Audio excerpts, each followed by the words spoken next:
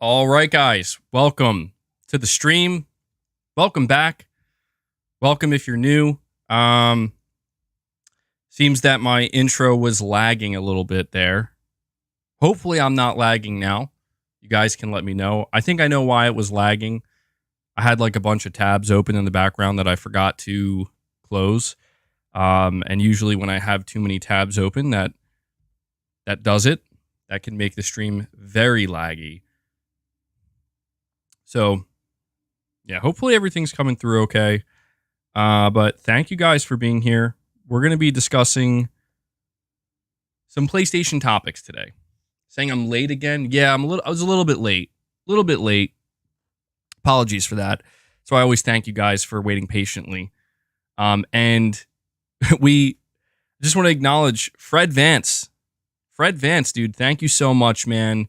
Fred coming in once again, showing his support for not only me, but this community and this channel as well.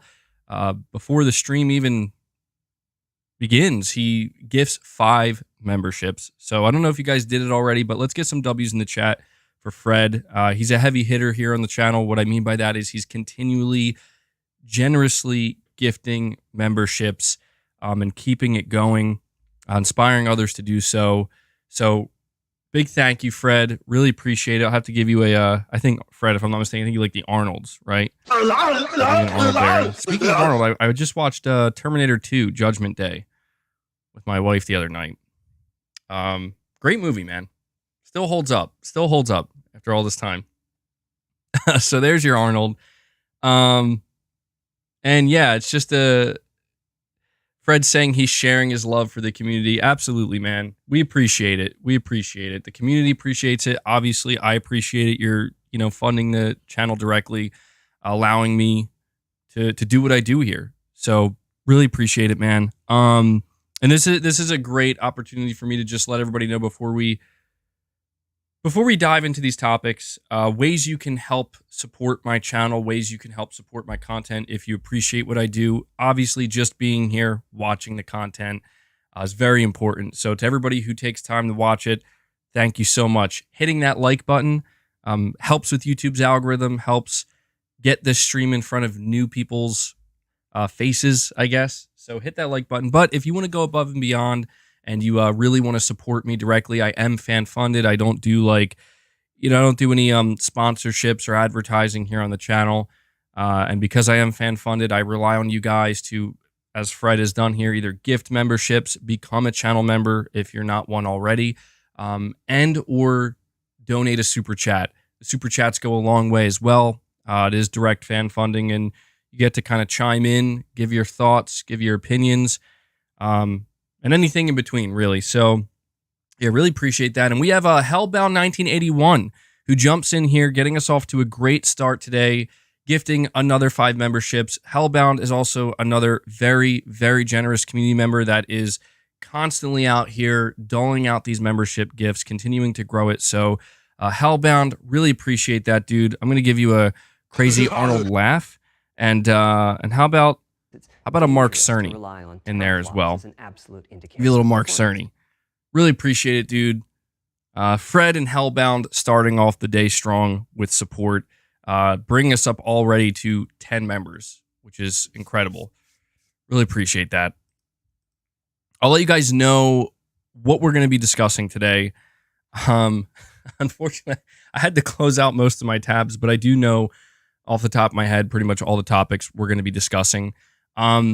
As the title reads here, Sony announces a record investment into PlayStation, into their gaming division. This is quite significant. Some people are feeling a little bit concerned about this because of where this money is going.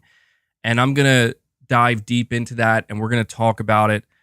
But on top of that, Sony also made it clear that they are going to strategically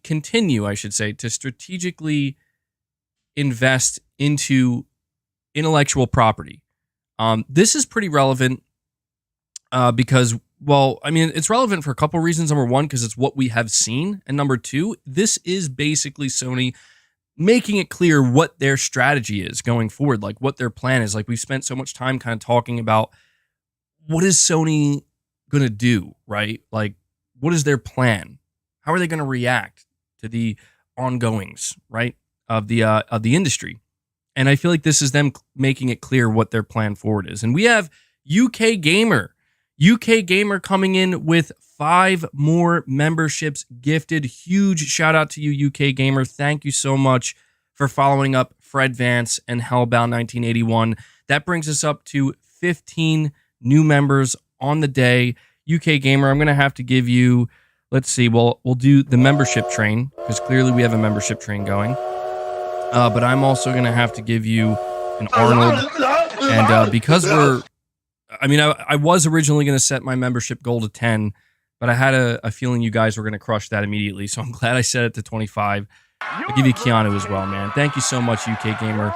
I've seen you gifting in the past as well, and I and the community greatly, greatly appreciate it, man. So yeah, W's in the chat for UK Gamer. I should also say, it's probably important to mention, for anybody who might be new here or is unaware, I don't say this enough, make sure you click the membership gift icons at the top of the screen, or at the top of the chat, I should say, because you do have to opt in to receive a free membership gift. Some people are still unaware of that, which is it's understandable. So yeah, consider doing that if you haven't. So yeah, we're going to be talking a lot about that, because this is kind of a big deal for Sony in the sense that they are putting a record amount of money into the PlayStation division, into the gaming division. And I want to talk about what this might mean, why they're doing this, where they're going. I see somebody saying they are investing in live service games. Yes, they are, but it's not as simple as it's, this money, they're just blowing money on live service games. I mean, they might be blowing money. We don't know.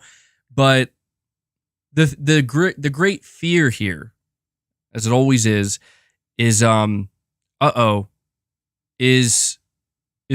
like, Sony's going to start putting more money into live service, and they're going to start putting less money into single player? We're going to talk about that. Something else we're going to talk about, and this was, I don't want to say it was like surprise. It was a little bit surprising, but it kind of came out of nowhere. And it was Guerrilla Games pretty much confirmed that we are, and I know that this is maybe considered bad news to some people, and we'll discuss it. When it comes to their studio, they are the Horizon studio. They have more, and a lot more. I think they said 16 total projects all across the board, across all medias, all different forms of media. 16 total projects with the Horizon IP. Not so sure that this is a great thing, but it's something we have to talk about nonetheless. It really depends on how big of a fan you are of the Horizon franchise. I see people in the chat already saying if you love Horizon, that's music to your ears.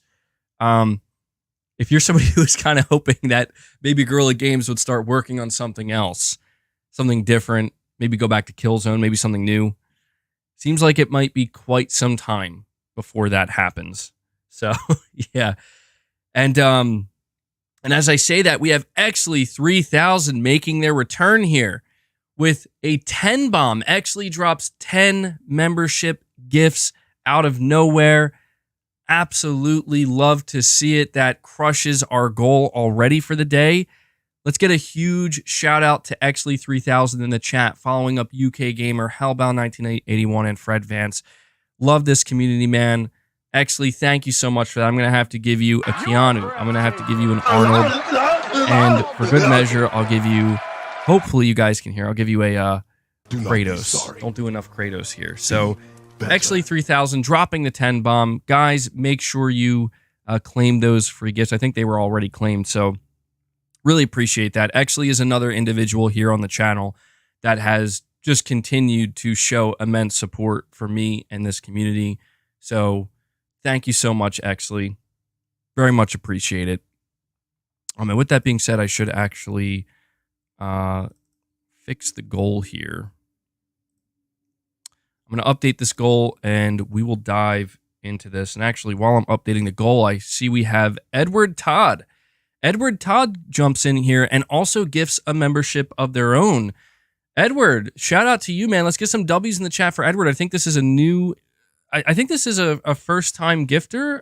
Apologies if I'm mistaken, but certainly seems like it is. So thank you so much, Edward Todd. I really appreciate that. Thank you for paying it forward. Thank you for feeling inspired by the other generous gifters here.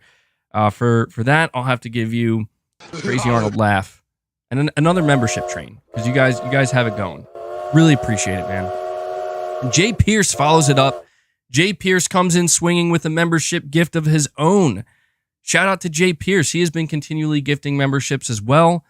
We have a full-blown membership train going. I know some people don't like it, but keep in mind, these individuals, they are supporting my channel here. They are supporting my content, and they are allowing me to do what I do. So huge shout out to you, Jay. Thank you for following that up.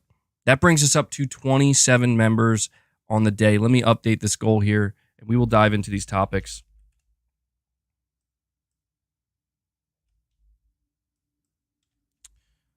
Let's see.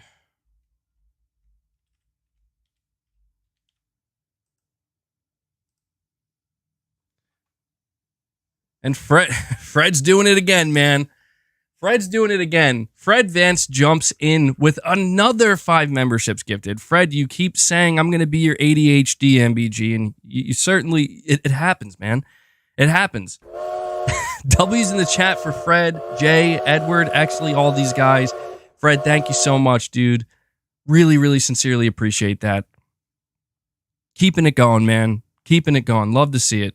I know people are eager to dive into the topics. I'm going to dive into them. I just realized why is that? I guess that'll change. I don't know what's up with the membership goal. The membership goal, I don't know. It seems to be glitched out a little bit. It says it's at like 36. We'll see if that ends up fixing itself. It should. It should. If not, I just have to update it again. But Fred, dude, thank you so much, man. Thank you so much for that. Fred keeping it going. A lot of generous individuals in the community here today. Before I can even dive into the topics. Means a lot, man. Means a lot. Crooked Vulture says, been away for a while, but I see the community is still goated as ever here. Yeah, definitely, man. We have a great community. Sincerely. I mean that. Some of the nicest people I've ever seen, honestly. Some of the most generous, nice people. People who are just as passionate as I am, which is awesome. I think that's why this works so well. I really appreciate it, man. The ability to be able to do these streams, to be able to produce this content. And, you know, July, it's interesting because, I mean, we're approaching the middle of July, and this has been a very mundane July. I mean, every July is pretty quiet in gaming, but man, this month in particular, it's like not a whole lot going on, man, at all. We have Conrad. Let's get some W's in the chat for Conrad. Conrad jumps in here, decides he wants to actually become a member. Looks like he's re-upping his membership, actually, based on his badge. So, Conrad, shout out to you, man. I'll give you a Keanu for that. Thank you for becoming a member. Really appreciate that direct support, bud. Yeah, it looks like it corrected itself. There we go. All right, and I also have King Sam here with a $5 super chat. Appreciate that, dude. You're saying, hey, MBG, have you seen the PC specs for Rift Apart showing that Sony lied about the game only being possible with an SSD as minimum allows for an HDD? I actually didn't come across this. Wasn't that all? I thought that was already confirmed, though. Is that like did that just come out? I may have missed that. But that is a little bit surprising. It's a little bit surprising, but not totally surprising. I guess the reason why it doesn't feel totally surprising is because I swear you know what? I think we were speculating about it. I think that's why I'm confused. I think people were saying that we're going to find out this game can run on an HDD and that Sony lied. But saying, MBG, you're always so far behind, bro. Yeah, I don't know how I missed out. I don't know. I don't know, man. I've been spending less time on Twitter. Maybe that's why I'm missing a couple things. But really quick, before I give my thoughts on that, Hellbound 1981 coming in, following up everybody else, dropping another 5 membership gifts. Guys, make sure you click the icons up top and claim these gifts. Huge shout out to you, Hellbound. Huge shout out to this community. Thank you for continually dropping these membership gifts. They mean a lot, man. They really do. So there's your Arnold Hellbound. Love it.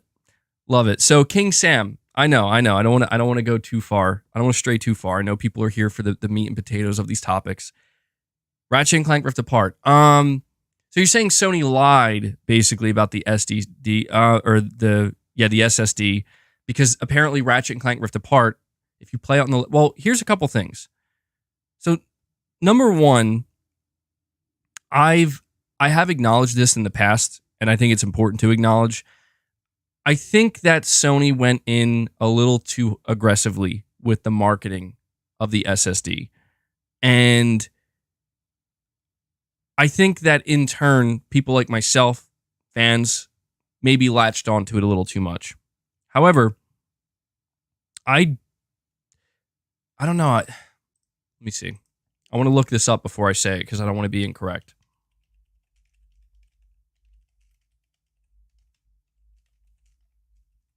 Give me 1 second.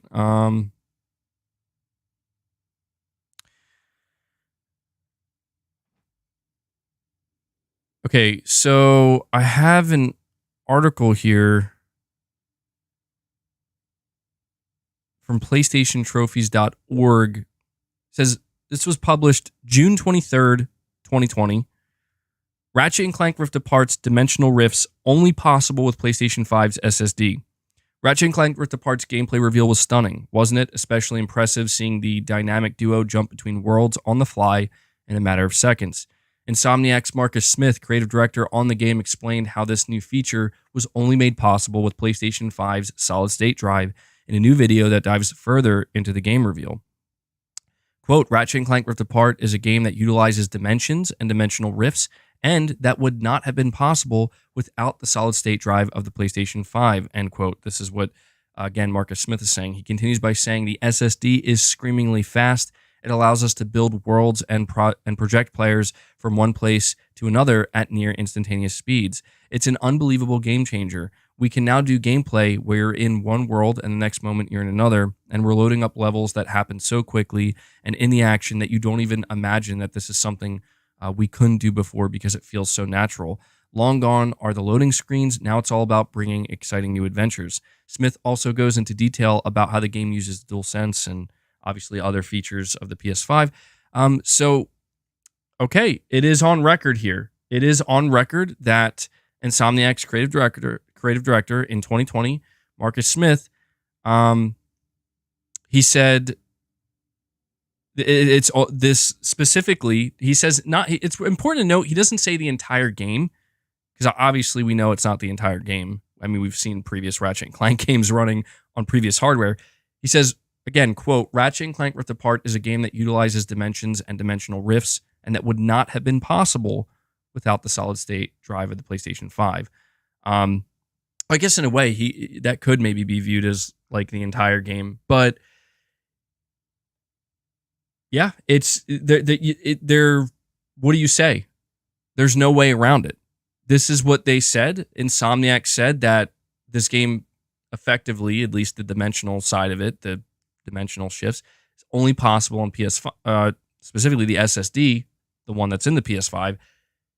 Now, a couple years later, we are seeing that if you want to play Ratchet and Clank Rift Apart on PC at the minimum specification, you can do so with an HDD.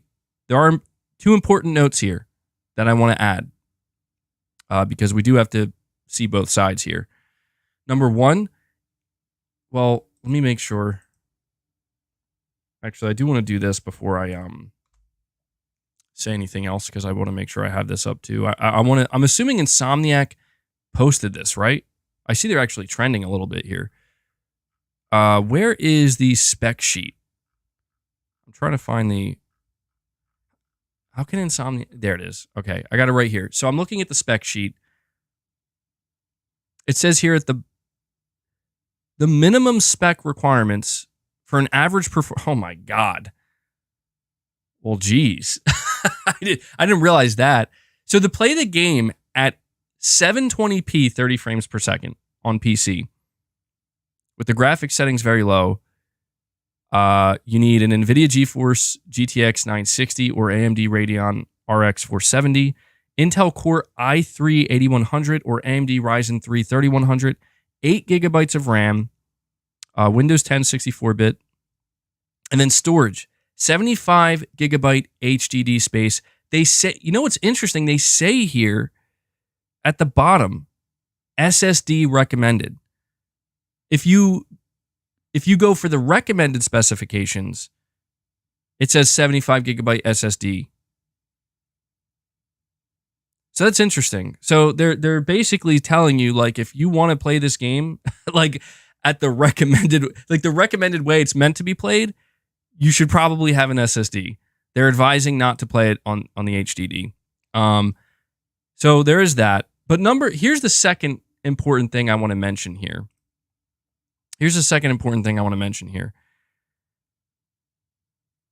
We don't know what this game's going to look like. We don't know if this is actually going to work or not. I mean, I'm going to assume, and we'll have to wait to see how it plays out. I'm going to assume that if they're putting the HDD as the absolute minimum recommendation, that the game will run.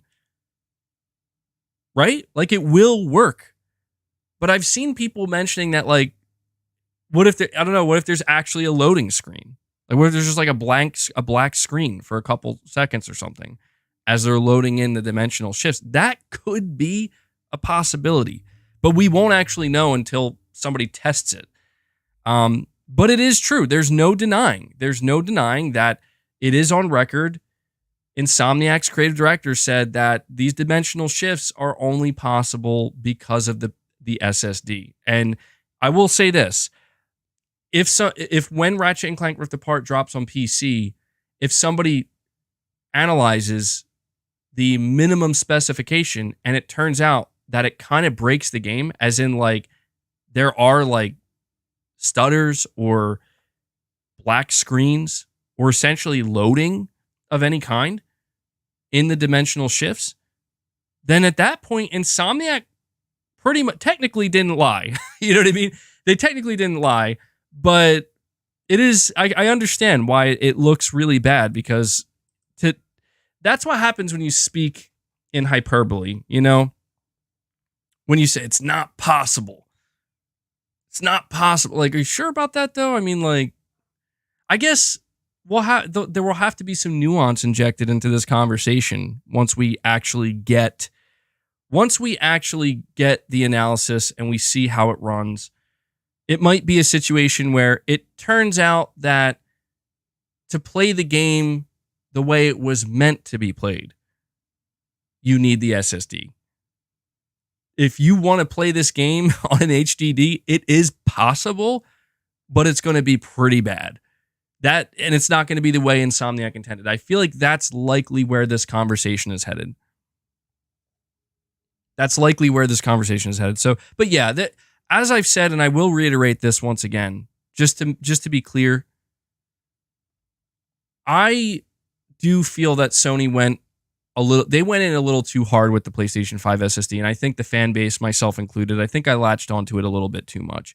I bought into the hype, man, and I'm not saying the PS5's SSD wasn't or isn't impressive. It is, and obviously it is doing some great things, and it will continue to do great things, but I just don't know at this point. Here's the problem, in my opinion. The problem is that when we look at the beginning of the PlayStation 5 generation, Sony talked about the PS5 and specifically PS5 games from them as if they're not going to PC. Sony is not going multi-platform. I think we can all agree that when we were listening to the things that Sony was saying and their marketing surrounding the PS5 in 2020, nothing indicated that these games were going to go to PC. Nothing indicated that we were going to see anything other than we're making these games for PS5, they're going to live on PS5, and that's that. Because that's the thing. The only reason we're having this conversation is because at the time, Ratchet and Clank Rift Apart was positioned as this is a PS5 exclusive. Now it's a PS5 exclusive that's also releasing on PC. So, it is what it is, man. I just, the only thing I wish Sony would do, and I know they're not going to do this, no company will do this. I'm basically asking them to not market their products. I just think, well, you know what? I'll speak from my end. I realize now that you have to be very careful about the marketing side of things, especially with a brand new product. I know that may be obvious to some people, but when you're like passionate about something, I'll admit, like when I'm passionate about something, I tend to like, yeah, whatever you say, man, like it's everything and more that you're saying because I'm excited. And when you're excited, you kind of hear what you want to hear. You know what I mean? But what I've learned is that following Sony and especially like under Jim Ryan, I've learned that they're willing to pivot and shift at any moment. And that I should be careful to completely believe and buy in to, to what they're saying. Because it just, honestly, it's just one of these things where it's like, when I go back to that Marcus Smith quote, I guarantee you, I mean, I don't have it in front of me, but I guarantee you, I made a video on that quote. I guarantee you that I made a video on Insomniac's creative director, Marcus Smith, saying this is only possible on the PS5. See, guys, right now, we are looking at the power of the PS5, something that can only be achieved by the hardware in the PS5. And I really bought into that and put it out there. It went from that to just a couple years later, it's like, well, technically, you can now play this game on an HDD on a really low-end PC if you want. And so it really just kind of does a disservice, I would say, to myself and, to the fans who really were like propping this up. Because that's what Sony wanted, right? Like that's what Insomniac wanted. That's what Sony wanted. That's why they're saying these things to get you to hype up the PS5, to be excited about the PS5, to believe what they're saying. And granted, again, this doesn't make Ratchet and Clank Rift Apart any less of a game. It doesn't. Space Gambler Jr. is saying PC still does not have instant load times. Interesting. Well, you have to understand, man, that people are going to... Most people on the internet, it's just black and white. That's the way it always is.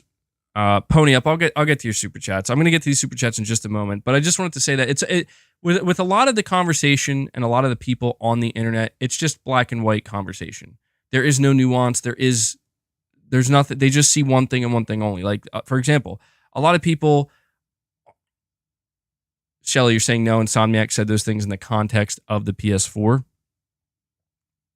Well, I understand that, and that you're probably right. But when I'm looking at the minimum specifications, I'm looking at these minimum specifications. This game could run on the PS4. It could run on the PS4. So I get what you're saying, but here's the fact of the matter. People are going to pick their sides, and a lot of people are going to have a black and white outlook on this.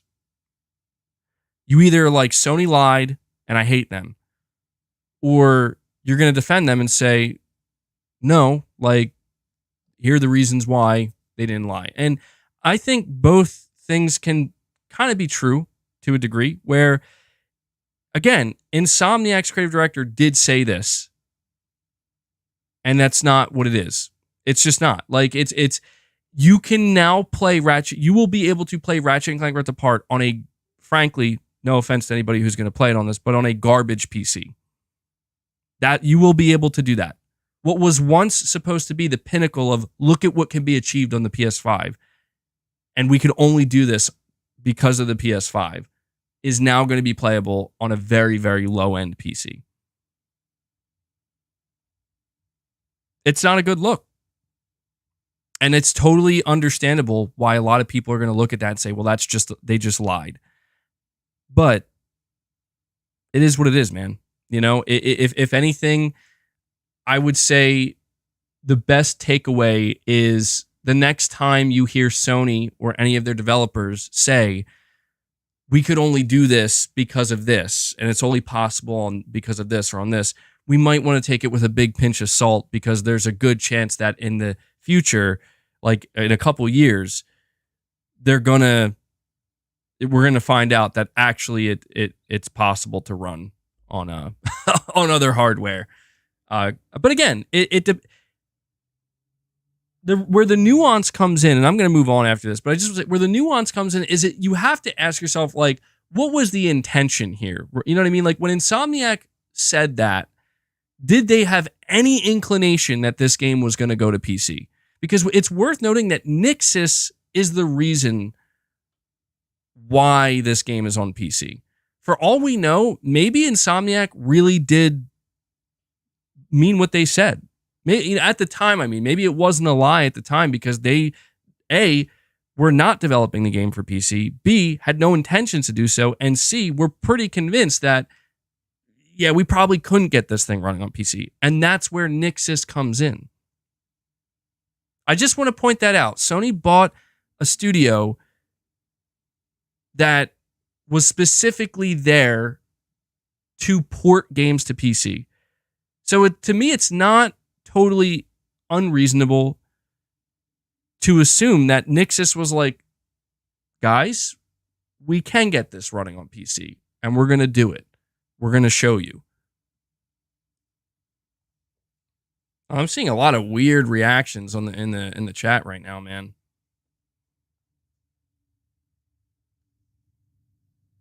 I won't lie, man. Like, there's nothing about what I just want to keep in mind. Nothing I'm saying right now is unreasonable or unrealistic. Leo, you're saying maybe Nixxes are using a different technique to get it running on PC. Yeah, that's what I mean. Because I'm pretty sure if Insomniac could get this game running on PC, they wouldn't need Nixxes to help them. You know what I mean? But I digress. I feel like, honestly, I'm trying to look at the bigger picture here, and I'm trying to find a take-home message, essentially. And to me, the take-home message is when you're getting excited and you're listening to what developers are saying about hardware and what's possible and what's not, it's always best to take it with a pinch of salt. Still be excited about it, appreciate it for what it is, but I guess just always be aware that, well, things can and do and might change, you know? So that's my takeaway message, I guess, with this. Pony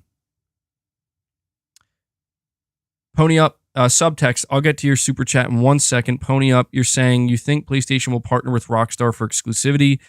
No, I do not. At least, if you're talking about something big like GTA or something like that, absolutely not. Maybe something smaller. If Rockstar is planning to make a different type of game in the future, maybe Sony could approach them and see if they could work something out.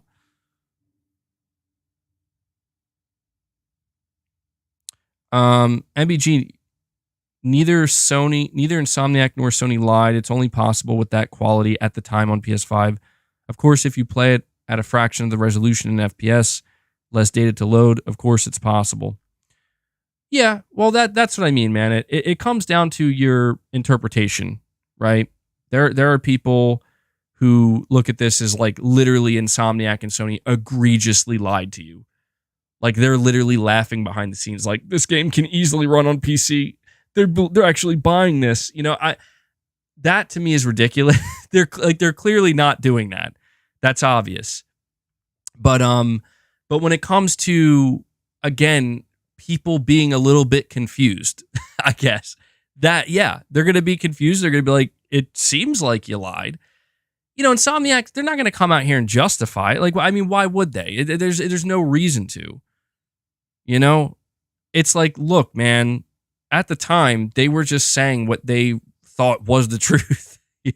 And obviously, I think the most important thing to understand is you need to keep in mind that when they said this, their goal was to get people to go buy PS5s because Ratchet and Clank is only going to be on a PS5, you know? So it's not like surprising to think that they're like, you know what, we should probably, you know, really sell this thing, really hype it up. B Flesher, you're saying MBG, you're right. The same happened with the Xbox and the power of the 12 teraflops and Yoshi P and the incredible PS5 optimization. We can't trust marketing. It is true, man. Like, you have to, you know what? Here's the problem with marketing. And here's what I don't like about marketing. The thing I don't like about marketing is it doesn't allow, cats are going berserk back there. It doesn't allow the product to speak for itself. That's the problem. To me, that is the problem with marketing. Marketing is trying to find, you know, it's trying to find like certain bullet points, certain sticking points. And I understand marketing is effective. It does work. And I do understand from a business sense why it's necessary. But, oh my God, do you hear these cats? They are, I swear, man, my cats the past couple of days have been going at each other, man. They've been going at each other. It's crazy. The problem is the problem to me is when a product or whatever it might be, it's tough, man. You want to let it speak for itself, but that kind of goes against big business, you know? It kind of goes against big business. And because of that, we're always going to see marketing. But I think maybe the best thing to do is to try to just identify what it is that appeals to you. That's it. Because I'll be honest with you, I didn't buy Ratchet and Clank Rift Apart because of what they were saying about it. I bought Ratchet and Clank Rift Apart because of the gameplay that they showed. You know what I mean? That's why I bought it. And that's why I was excited for it. I just feel like maybe the added marketing basically was like more fuel on a fire for me, where I'm already fired up about this game. And when I see the hyperbolic marketing behind it, it's like dumping gasoline onto a fire. You know what I mean? It's just going to make it rage harder. And that's where I feel like I've changed a little bit over the years, where when I see a game now, or even when I'm watching like these events and stuff, I just really try to think about like, what is it exactly that's appealing to me here? Ignoring all the buzzwords or anything else surrounding it. Like, what about it? Like, I want it to speak to me directly. You know what I mean?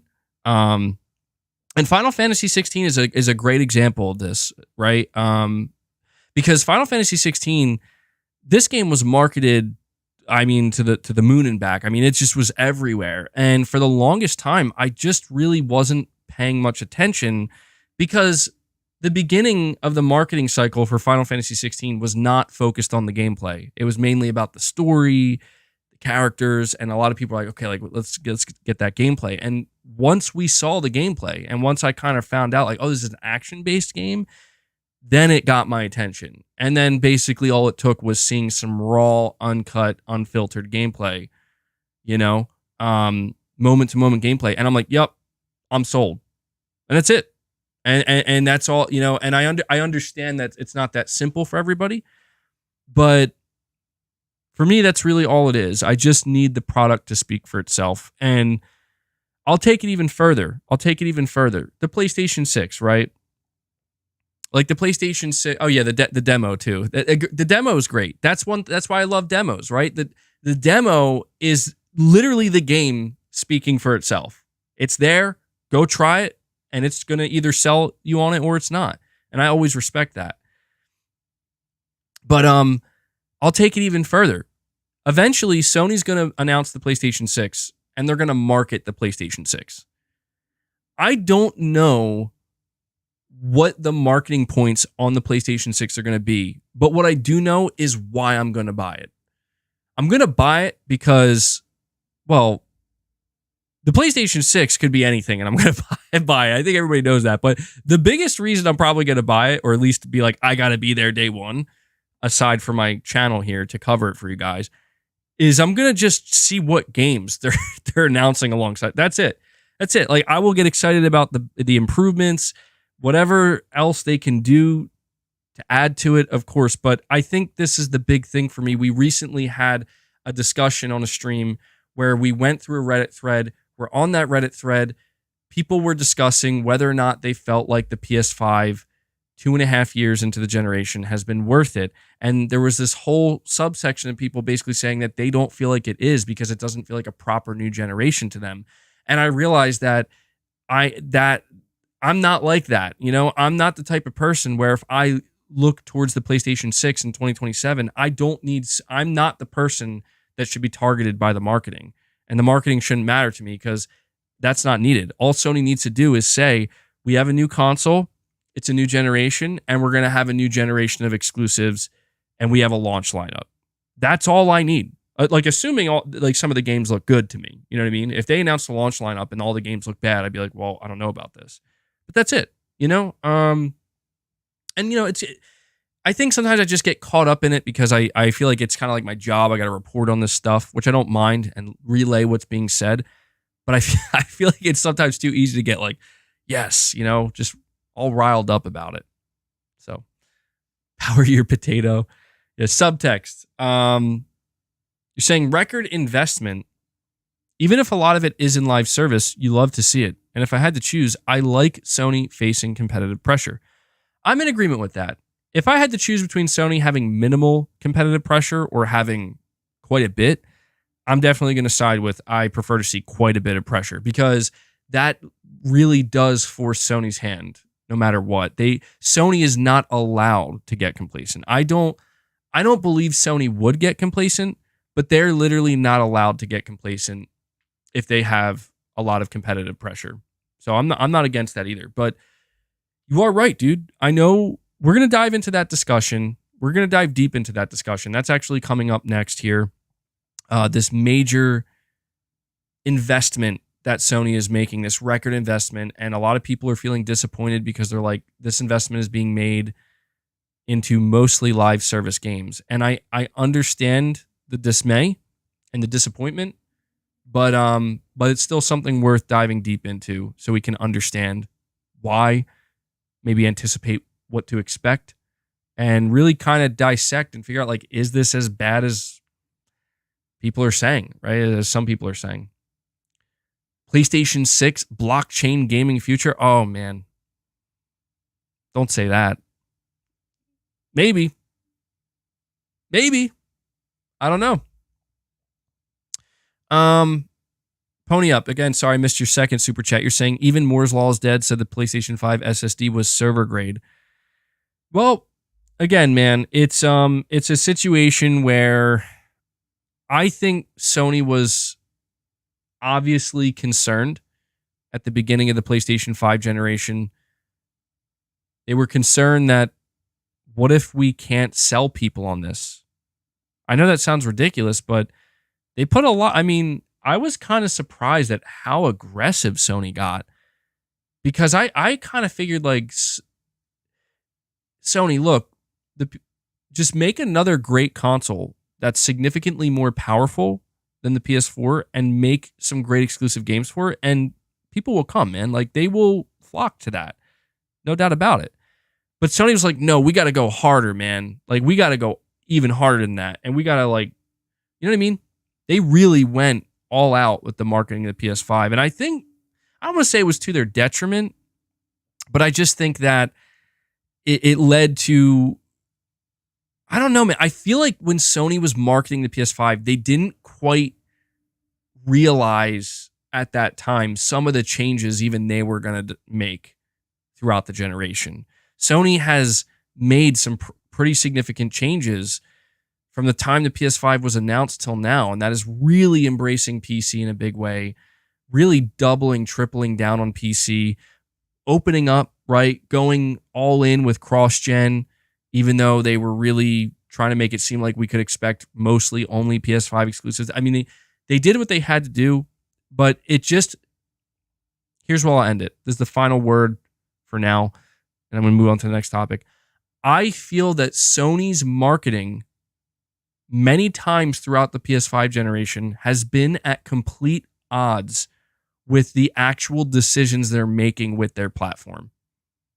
That to me is the big issue with PlayStation from a PR perspective this generation. Their marketing most of the time, or a lot of the time, maybe not most of the time, but a lot of the times, has been at odds with the actual decisions that they're making and the actions that they're taking. And this is what bothers me. And I think one of the biggest, not to bring it up needlessly, but I think this is a great example just to prove to you how disconnected the marketing side of things and the actual, like, you know, the executives like Jim Ryan who are making these decisions, just to prove to you how disconnected these two things can be. Jim Ryan, supposedly he wrote up the blog post, or I think it was a blog post, basically said that Horizon Forbidden West would be a free PS4 to PS5 upgrade alongside Miles Morales. And then Horizon Forbidden West got delayed, and then it was announced that you're going to have to pay a $10 upgrade fee. Now, clearly, something got mixed up where I'm pretty sure Jim Ryan totally forgot. I'm pretty sure the marketing team forgot. And it just created a completely unnecessary problem where they marketed one thing and then they went to go do another, and they literally got caught in real time. Like, you just lied. And it was such an egregious lie. Well, or even if it wasn't a lie, they forgot. Like, they forgot so aggressively that they had, Jim Ryan had to come out and apologize and be like, sorry, it is going to be free, but going forward. And it's one of these things where you can just tell that it seems like the marketing team is constantly trying to keep up and pivot with the actual decisions that the higher ups at Sony are making. And that's why I've basically made the decision that I don't care about Sony's marketing anymore. Because I realize now that the only thing Sony's marketing is trying to do is just deliver information in frankly in a lot of times hyperbolic manner that I'm just I like that sometimes. Like, it's cool and it's easy to kind of get sucked up in that. Everybody likes to have that hype cycle, but it's never what it really is, man. And I feel like marketing, again, I know I feel like I'm going this whole tangent about, oh, here we go, MG's just going to tell me how much he hates marketing. I just feel like truly marketing has done nothing but hurt the things that I enjoy, and nothing makes that more clear than when we see stuff like this. Because you know what's depressing about this conversation about Ratchet and Clank? What's depressing about it is that Ratchet and Clank Rift Apart is a great video game. It's a fun game. It's one of the it's just one of the better experiences I've had this generation on PlayStation 5. And the fact of the matter is, I'm long past that game. You know, if that was my reason for buying a PS5, I'm long past that now. More people are now going to get to play this game. More people are going to get to enjoy it. Sony's going to be able to make more money on this game that they can then reinvest in future games. There is no losing scenario here. The only reason, frankly, it seems like that is, again, because I and others, we not only fell for the marketing, but we ran with it. And I do regret that. I do regret hyping up the PS5's SSD, because in me doing so, it has now created a scenario with Ratchet and Clank Rift Apart on PC where more people are trying to bring attention and focus to that fact, to the fact that, see, it can run without an SSD, than the fact that another great game is going to be played by even more people. And Sony's going to make more money on it that they can reinvest into their, studios. So it is a lesson learned on my part. I'm not speaking for anybody else. Saying MBG, the SSD is very special. Well, I do know that the PS5's SSD, the way it works with other aspects of the PlayStation 5's hardware, because the PS5 is a custom console. It is a custom piece of hardware. I understand that it can do things. Developers are able to do some things. Maybe I would say probably the word that comes to mind is more efficiently. Certainly, much more efficiently when they're, focusing on the PS5 kit. But I'm just saying that, like, it speaks for itself. Like, I don't need somebody to say, hey, the PS5 is special or the SSD is special. I'm just going to say, like, what does this console do? Like, show me what it's doing. And I will tell you, when I saw Ratchet & Clank Rift Apart running on the PS5, I was genuinely impressed. I was like, wow, that's really cool what they're doing. Looks amazing. Looks fun. I'm sold. You know what I mean? So I guess it just kind of boils down to, so it's like, I almost feel like it's like, so Insomniac is sitting there, Insomniac and their marketing team, so like, wait, you don't need me to tell you how special this thing is? Like, no, you don't. You don't need Mark Cerny to explain to you what's so amazing about the PS5. I really don't. Like, I trust Mark Cerny, man. Like, I fully trust. For example, like, I don't need Mark Cerny. It'll be cool if he does, but I don't need him to explain to me for an hour the entire makeup of the PlayStation 6. It is fascinating, and I will certainly be interested if he does that. But it's like, I look at Mark Cerny's history with console development, and I'm like, yeah, this guy knows what he's doing. I totally trust him. And I have no doubt that the PlayStation 6 will be great. At that point, just show me the games. That's, for me, though, like, that's my way going forward of just kind of cutting through the nonsense and just being honest with myself and, just trying to keep my eyes on the prize, so to speak. Stay focused on what matters and not get too distracted by all the extra noise, essentially. You're saying the PS5 Pro marketing won't fool MBG. Well, dude, you know what? It's funny you mentioned that. Sony doesn't need to do literally anything for me. I know they're going to have to do it for other people, and they're going to do it. All Sony needs to say with the PS5 Pro is literally one thing: performance mode at the level of fidelity, right? Like, you can play, or other way around, fidelity mode at 60 FPS.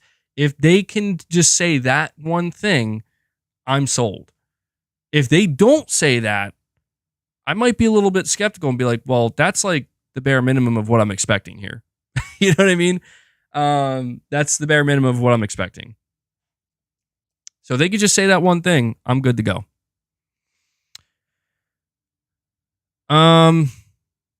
Big Turbo 2.0 on IG are saying, just because it's possible now doesn't mean it's the same experience at release. That doesn't mean a lie.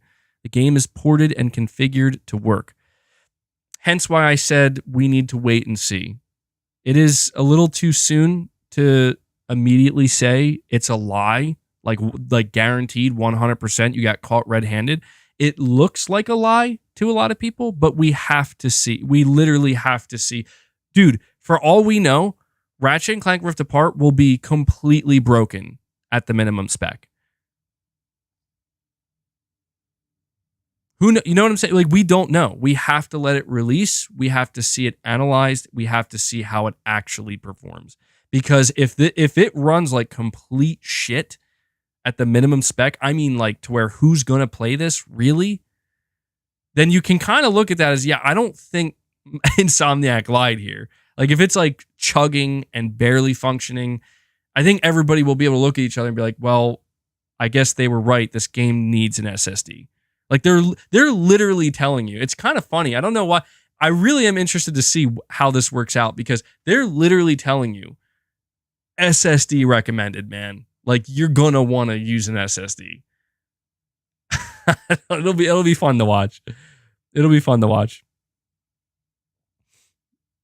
You're saying Nixus don't mess around. Yeah, I will say the fact that Nixus is handling it tells me it'll probably be fine.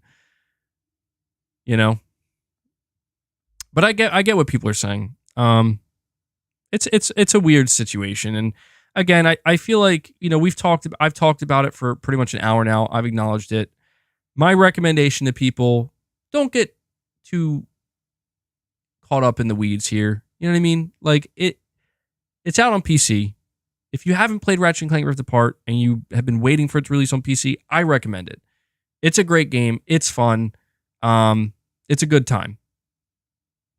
I would still recommend playing it on PS5 though. If you have a PS5 and haven't, like, it runs amazing on the PS5. It's one of the, probably next to Demon's Souls, the best looking game I've seen on PS5, hands down.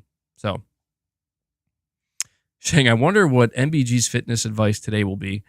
Actually, I'm not going to dive into it yet. Maybe at the end of the stream. It's not so much about fitness as much as it's changing my diet.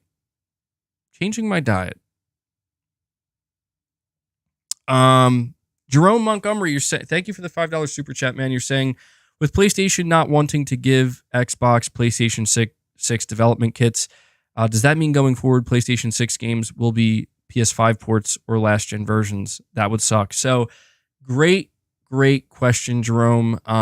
This is something that I feel like is not being discussed enough. But it's Jim Ryan made it clear. Once this deal goes through for Microsoft, they will not be getting PlayStation 6 dev kits. So what you just said is exactly what's going to happen. That is at first.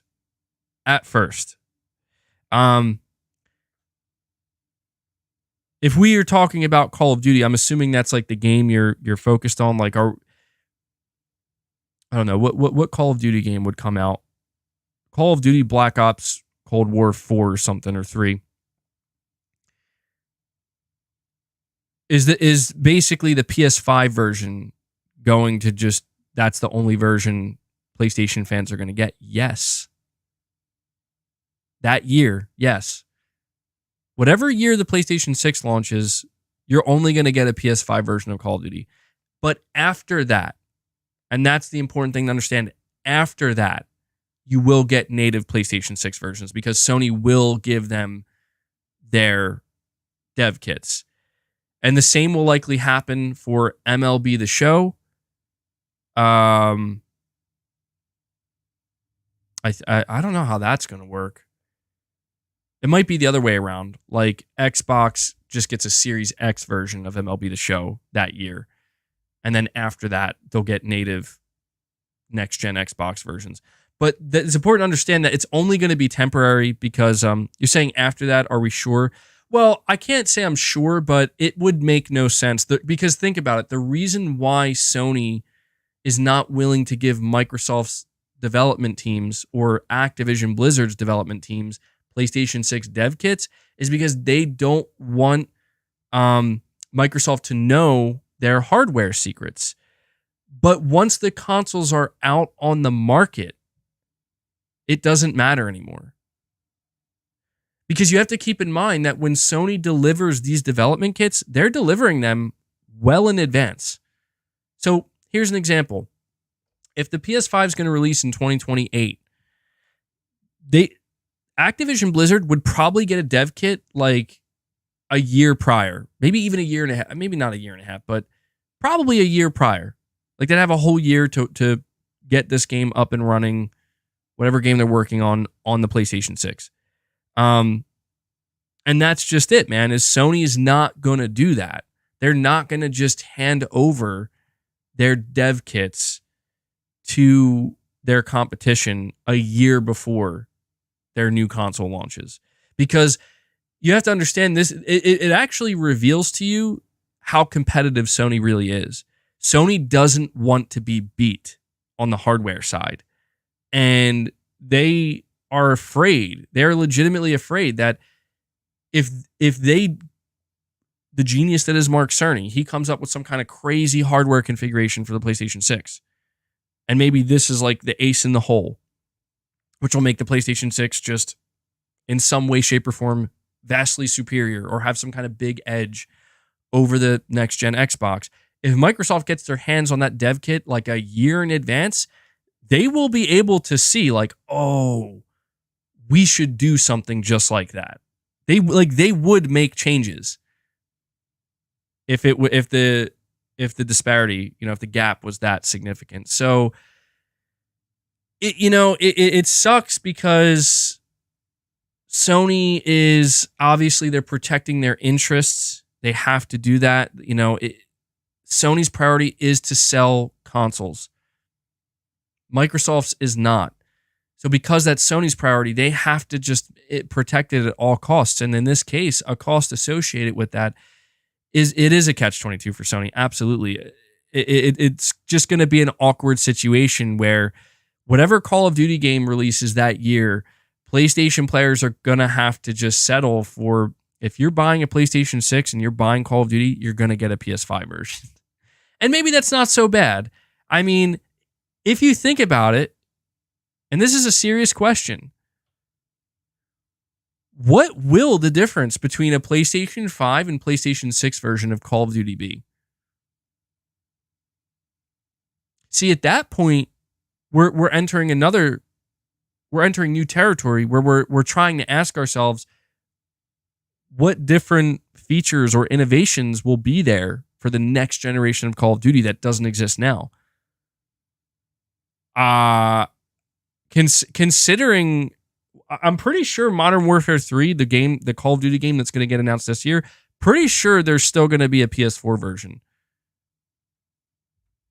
Maybe not. I don't know. Wait, hold on. No, wait, scratch that. I take that back. There's no PS4 version of Modern Warfare 2, is there? But either way, I guess I'm just trying to point out that I'm confused. Hold on. Now I'm confused. Is there PS4? There is, isn't there? I'm confusing myself. Let me check. MW2 PS4. There is. Okay. I don't know why I thought there wasn't. Modern Warfare 2 exists on the PlayStation 4 right now. And I'm pretty sure the next Call of Duty that's coming out this year, MW3, is also going to be on PS4. So we're going to be 3 years. 3 years into this new generation, and Call of Duty is still going to be running on previous gen. So I guess what I'm trying to say is, even though it's going to look bad, it's probably not going to make any difference. So it will look bad that Sony doesn't have a native PlayStation 6 version of whatever this Call of Duty is, and Microsoft does have a native next-gen Xbox version. But when we see the side-by-side comparisons, people are probably going to realize, oh, well, there's like no difference. You know what I mean? Like, there's like very little difference at all. But it'll still be a bad look. But yeah, Sony's willing to bite that bullet, obviously. But that's a great question, because I feel like that's something that was just kind of casually overlooked, and that is a reality. With this whole deal happening, something that Sony's making pretty clear, like, yeah, we're not going to be giving them PS6 dev kits. Now, the only other thing I want to add to this, and I'll move on, because somebody did say, are you sure that it's just going to be at first? I mean, there's no way. Okay, like, there's no way Sony, after the first year of these consoles being out, I'm pretty sure Sony would immediately send dev kits to Activision Blizzard as soon as the console launches. Because, again, like, if Microsoft wanted to know Sony's secrets, they could just buy a PlayStation 6 and take it apart and reverse engineer. So there's nothing to hide anymore. Once there's nothing to hide, Sony will be okay with it. You're saying Sony acts like a big baby? I mean, I understand why it can be interpreted that way, but you have to try to see it from the perspective of you're running this business, and the lifeblood of your business is your console hardware. And you can, when you look at it from that perspective, you can begin to understand why Sony's like, we're not doing that. You're saying that is illegal? I don't think so.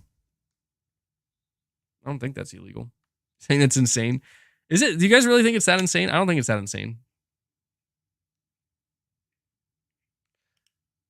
I mean, it's a little bit paranoid, but you know, that's the nature of competition, man.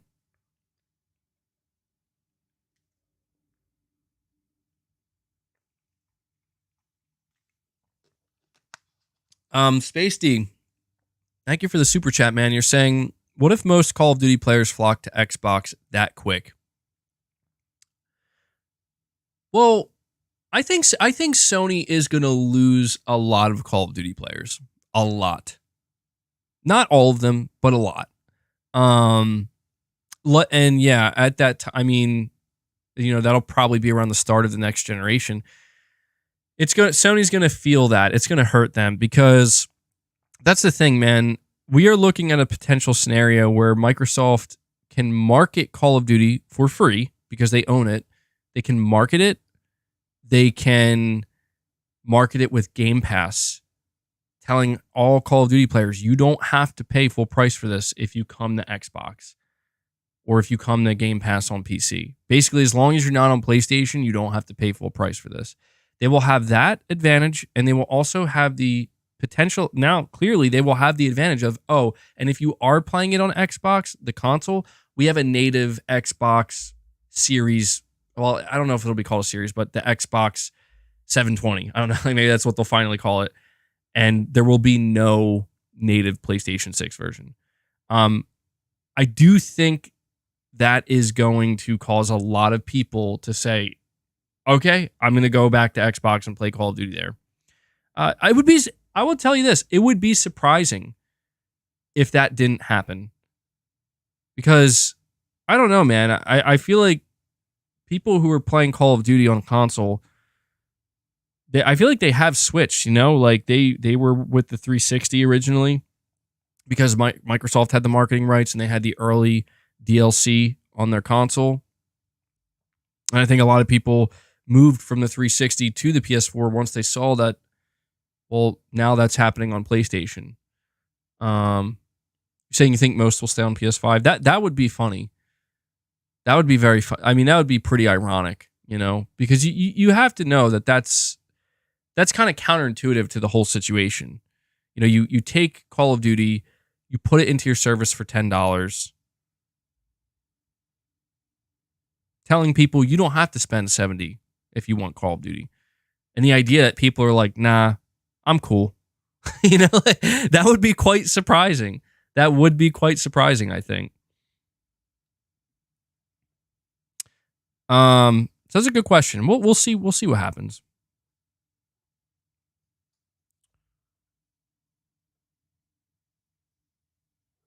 All right, we're gonna move on to.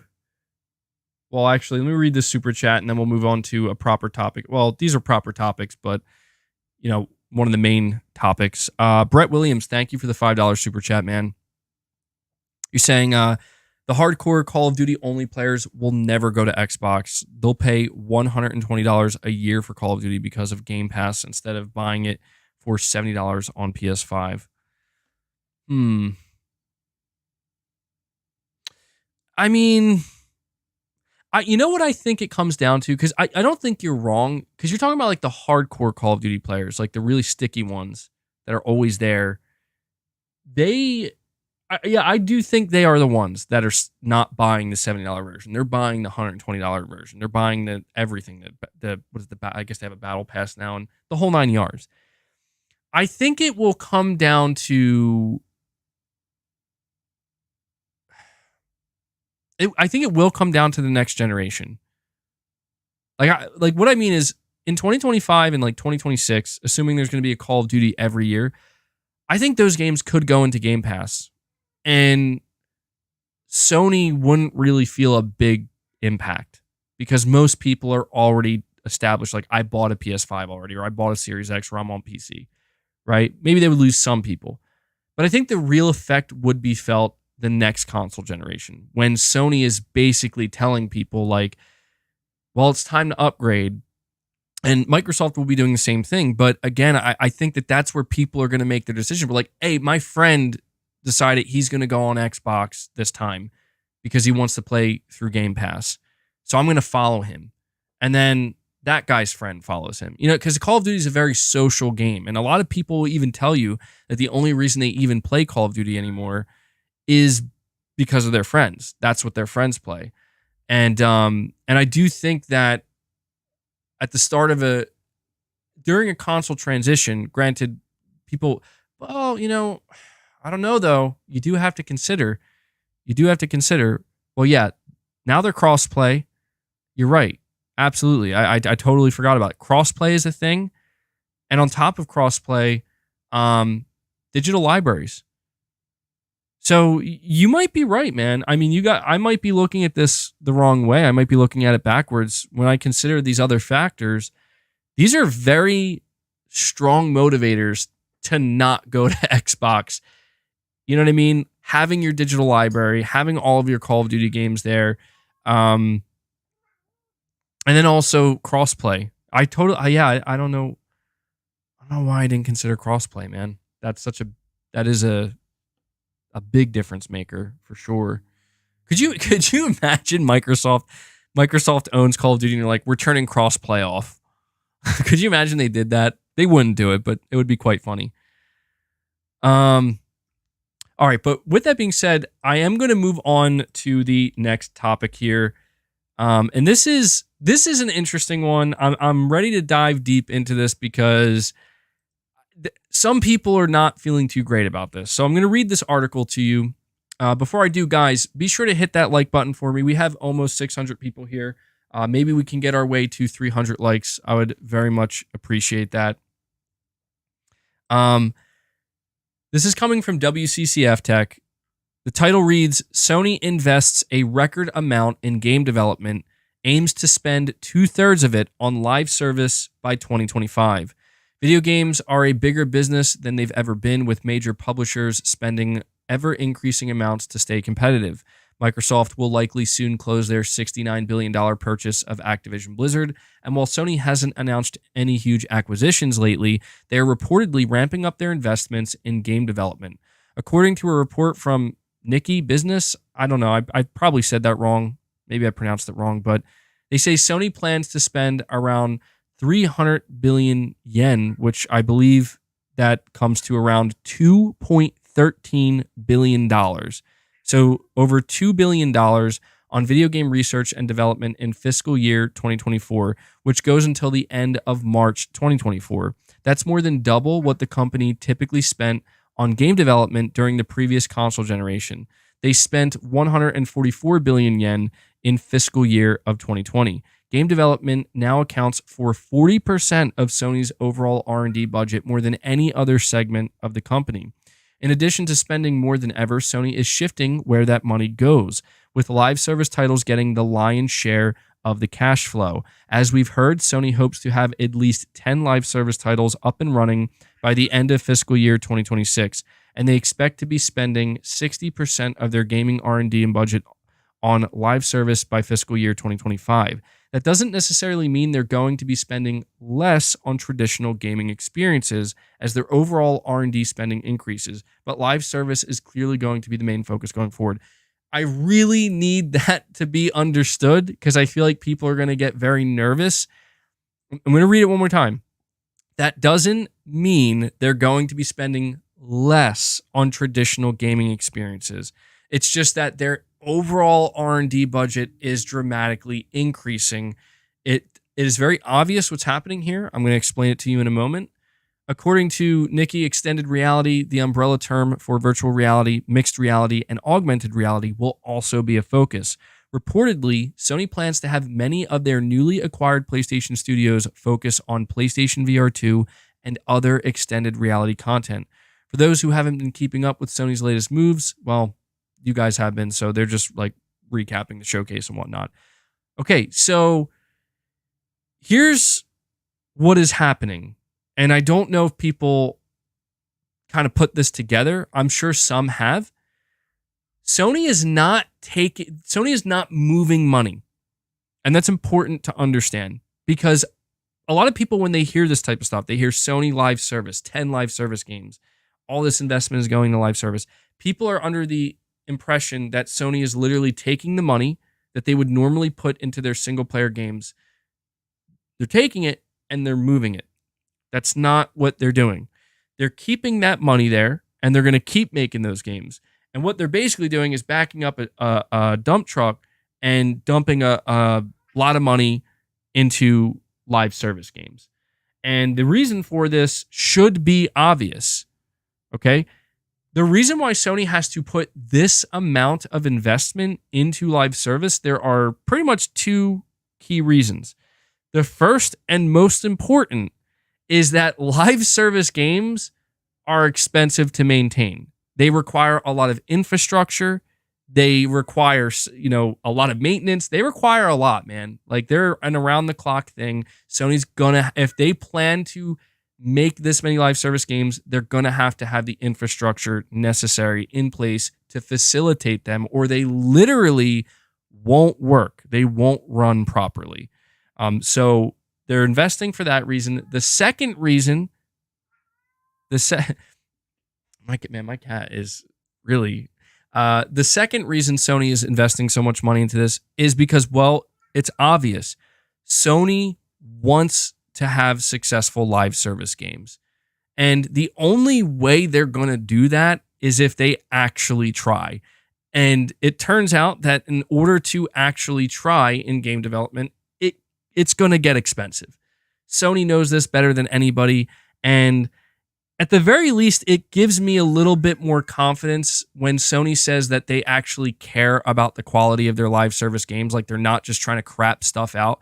They're actually trying to apply, all of their years of experience in quality game dev and applying that to their live service games. The fact that they're willing to invest so much money into it gives me hope that, okay, maybe, just maybe, they're not BSing us when they say that they're not just going to crap out live service games one after the other. They're actually going to try their best and put their best foot forward.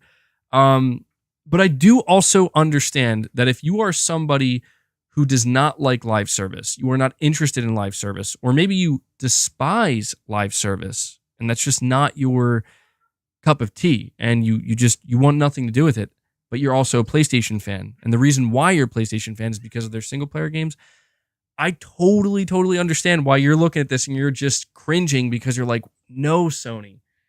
No, this is not the way. This is not the way. I totally get it. You're saying as if Sony can compete with Fortnite for F's sake. Well, I don't know that Sony's trying to necessarily compete with Fortnite, and they don't need to. That's the important thing to understand about Sony's live service pursuit. They don't need a massive mega hit like Fortnite or GTA Online. If they can even get close to that, they're in business. They're gonna make a lot of money.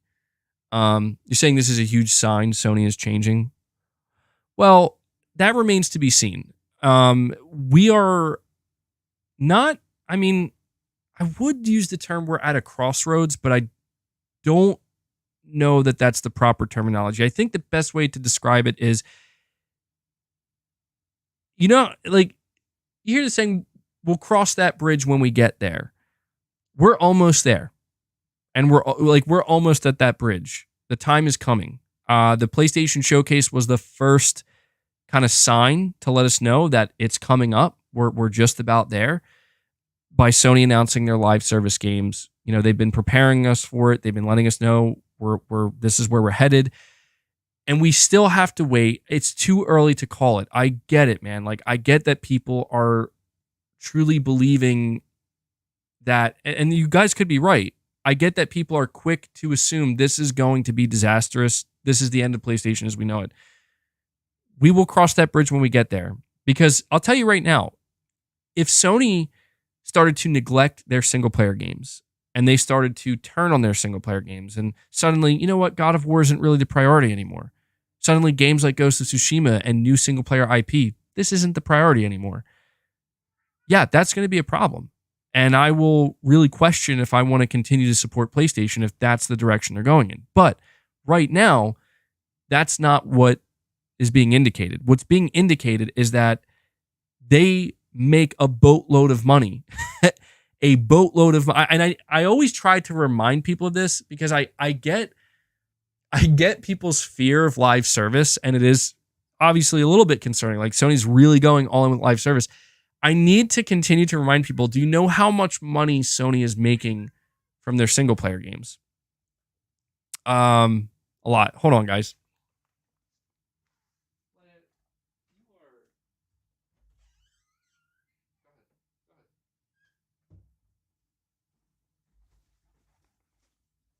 Sorry about that. My cats. I really got to get a cat door, man. Because they always come in here with me, and then after an hour, they get like all irritable and freak out and want to leave. But yeah, I just have to continue to remind people that all you have to really do is follow the money. If you are worried that Sony is going to stop making single player games, I think you need to keep in mind that not only are these single player games the literal lifeblood of PlayStation, as in this is what has made PlayStation successful today and for all these years, and that pretty much they would abandon their entire they would abandon everybody basically if they said we're not making single player games. But they make a ton of money. So when I say all you need to do is follow the money, I'm just trying to make people aware that just because the day may come where Sony has a successful, let's just say, I don't know, let's just say this new Concord game is a mega hit. It's a PvP shooter, and it's like, this is the next Call of Duty. I'm not saying it's going to happen. I'm just hypothetical. That doesn't mean that Sony's going to be like, you know, all that money we're making on these single player, on, you know, The Last of Us 3 and the next Ghost of Tsushima, we don't want that. Just cancel that. That's not how that's going to work. Because here's my question. Here's the thing. If a game like Concord, made by Firewalk Studios, is a big success, you're saying it's going to be DOA. It could be. If it is a big hit, though, and suddenly it's blowing up, everyone's like, this game's amazing. You're saying GTA 5 says hello. Here's the problem, though, because you're not, Capono, I totally get what you're saying. You're basically pointing out, well, this is what happened with Rockstar. Rockstar used to make a lot of games, and then they had a mega hit with GTA Online, and now they make no games, basically. That's a studio. I think people forget that Rockstar, it is a studio. I mean, they have other studios, but they're not like a big publishing arm. They're a developer. So, yeah, it is true that we have seen development teams, when they find a big hit service game, they tend to stop making more games. And that is a little bit of a fear. But you have to understand that if a game like Concord is a big hit for Sony, that doesn't, like, that's going to have no impact on, like, Naughty Dog. It's not going to have any impact on Sucker Punch, on Team Asobi, you know, on any of these studios that are working on Sony Santa Monica. It's not going to, because it can't. Like, they have their own projects, their own games. And I'm going to get to the super chats, guys. I appreciate it. Give me just a moment here. Now, could it influence them in the long run? Maybe. But I just want it to be known, man, that Naughty Dog, they have a live service multiplayer game that is, I mean, assuming it doesn't get it doesn't seem like it's going to get canceled, but this live service multiplayer game may be out by next year. They literally announced they're working on a new AAA single player game. Do you see what I'm saying? Like, it's not going to be one way or the other. Sony's pursuit of live service games is not to eradicate the development of single player games.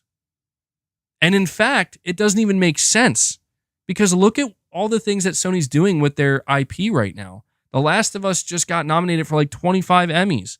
The HBO, like, they're expanding, man. They're actually trying to take their established single-player story-driven IPs and expand upon them and grow them. They're doing the literal opposite of shrinking them. So I think that anybody who has a fear that all this investment that Sony's putting into live service is basically spelling doom for what we've grown to love about PlayStation. It's not. It's really not. I want to make it clear though, and this is the one caveat I want to add here. Well, really quick, Magnum TV, you're saying, so MBG, you're telling me the Last of Us multiplayer game doesn't affect their single player efforts.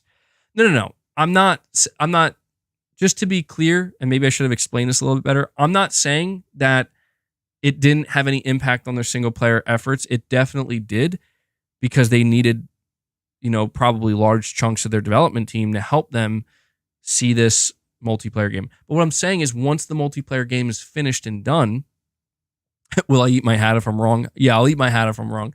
Once the multiplayer game is finished and done and they put a bow on it and they release it, at that point, they need probably a team of developers to maintain that game and have a constant output. But Naughty Dog still, the bulk, at least the assumption is, especially if they are making a new single player game like they confirmed, the bulk of their team's moving on to that project now. Or maybe Sony might just have to realize, and this would be interesting, I just want to say this. What if this Last of Us multiplayer game is a disaster? What if behind the scenes it's a complete shit show, Naughty Dog has no idea what they're doing, and the game ends up getting canceled? I don't want that to happen. I don't believe that's going to happen, but another hypothetical. If that's the case, Sony might have realized, you know what? We just need to let our single player studios be just that, and we will have to grow and invest and buy other studios that are able to make these live service games. That could be a possibility. But I just wanted to add this caveat, and it's important for me to add this. I don't like to speak definitively about the future. I have done that in the past, and it's always a mistake, because it's just, I don't want anybody to walk away from what I'm saying and say, well, MBG said this won't happen, so it definitely won't. I have no idea what the future holds. You know as much as I do. But what I will say is, if I had to give my best assessment as to what I think will happen, when it comes to Sony finding some successful live service games and maintaining them, I do not think that is going to come at the detriment of their single player games and experiences. I think that no matter what, PlayStation will always see the value in their single player games, because that is what PlayStation is made of. That is their identity. I think we could see those single player games like what we are seeing with The Last of Us. We could get a version of that type of game that is in a multiplayer live service environment. But I don't think that that's where it ends. You know what I mean? I think we're always going to get those high quality single player experiences. And another reason I feel confident in saying that that's what I think is going to happen is because I really do believe if Sony were to take the Rockstar route, even though Sony's very different than Rockstar, Sony's one of the biggest video game publishers in the industry. They're not just a developer. They would essentially be destroying their own business. And their own reputation. And I know that we talk about like Jim Ryan, and he's a businessman, and Sony business executives, and how like they're out of touch. Look, don't get me wrong. They can be out of touch. You would have to put literally the dumbest executive on the planet in charge of Sony if that is a decision they decided to make. Congratulations. Like, you have literally put the worst possible person in charge of your most important division, and it's over. It'll never happen. I do not see a reality in which Sony says, you're saying so Jim Ryan? No, come on. I know people don't like Jim Ryan, but he's not that bad. Jim Ryan is not destroying the PlayStation brand. And I don't understand people who say that, because when people say like Jim Ryan is destroying PlayStation, I'm Like, I'm genuinely confused only because I don't know, what have you been doing on your PlayStation 5 the past 2.5 years? Because I'll tell you what I've been doing on it the past 2.5 years, and that's playing games that they've been releasing. PlayStation's been pretty damn consistent. Now, if you're saying he will destroy PlayStation, okay, well, I mean, let's see what happens. Let's see what happens. But yeah, I don't know that I'm I don't know that I'm on board with that necessarily. And that's not me defending Jim Ryan. I'm just saying, like, you're saying playing what, 5 games? No, I played more than 5 games. Come on. Come on. Now see that you're being like, what? Now you're being a bit much, don't you think? All right, let me read these super chats. Anonymous Boss, thank you so much, man. You're saying it's smart that Sony will not give them their dev kits, obviously because Xbox would copy it, don't you think? P.S. I'm still looking forward to Final Fantasy 17. That will be crazy. Imagine a water-cooled PlayStation 6. Yeah, a water-cooled PlayStation 6. I could see nothing going wrong, Anonymous Boss. I could see absolutely nothing going wrong with a water-cooled PlayStation 6. Final Fantasy 17. Yeah, dude. I just want to say, I'm over 70 hours in Final Fantasy 16, dude. I have been no-lifing this game, and I'm still not done. I'm still not done. I feel like I've done so much in this game, but man, it makes me realize they have, I mean, they've been developing Final Fantasy 16 since 2015, right? Right? I mean, has it been that long? And like, this is where all of that development time goes, man. Saying your missus must love you. Yeah, it's been brutal the past couple. I have to admit, like, I don't usually get like this with games, but I've been no-lifing Final Fantasy, bro. It's not good. Like, I actually need to slow it down a little bit. Because you ever have like those gaming sessions where you game literally all day and you're like, wait, what time is it? And you just feel like shit, man. You just feel like, oh my God, my body is like, why did you do this to us today? Why did you just sit here all day and do nothing, man? But I can't help it, man. I got kind of addicted to it.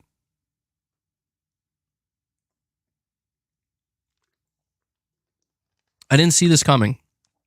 I have to admit, I didn't see this coming. I knew I was going to like Final Fantasy 16. I did not think I was going to no-life this game, man.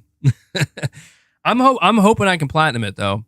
Like, my goal is to platinum it before the 25th, because I think the 25th is when Remnant 2 comes out, and I definitely want to be ready to play that game.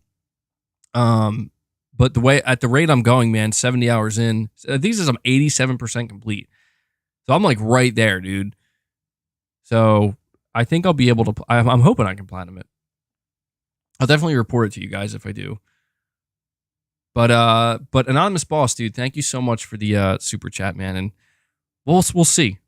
We'll have to see where where Final Fantasy 17 ends up.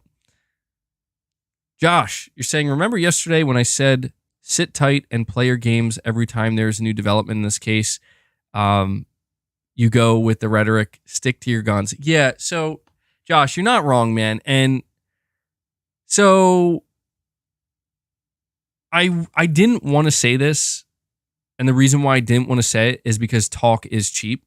I just wanted to do it and show it to you guys. Actually, you're saying you beat it at 51 hours with all side quests? That's impressive, actually. I don't know how you did it that quick. Because, dude, there's a lot of side quests, man. That's impressive. I didn't want to say this because I just wanted to enact it. You know, actions speak louder than words. And eventually somebody probably would have noticed it. You're talking about the whole situation with Microsoft and the FTC. I am not covering this anymore. Like, at all. Literally at all. I mean, if somebody like super chats me and mentions it, obviously I'm not going to ignore them and say, sorry, I'm not talking about it. You know, I might be brief, but I'm legitimately not covered. And the reason is simple. The reason is because, well, it's actually what Josh points out here. He's basically saying that every time there's a new development in this case, it creates new rhetoric around it.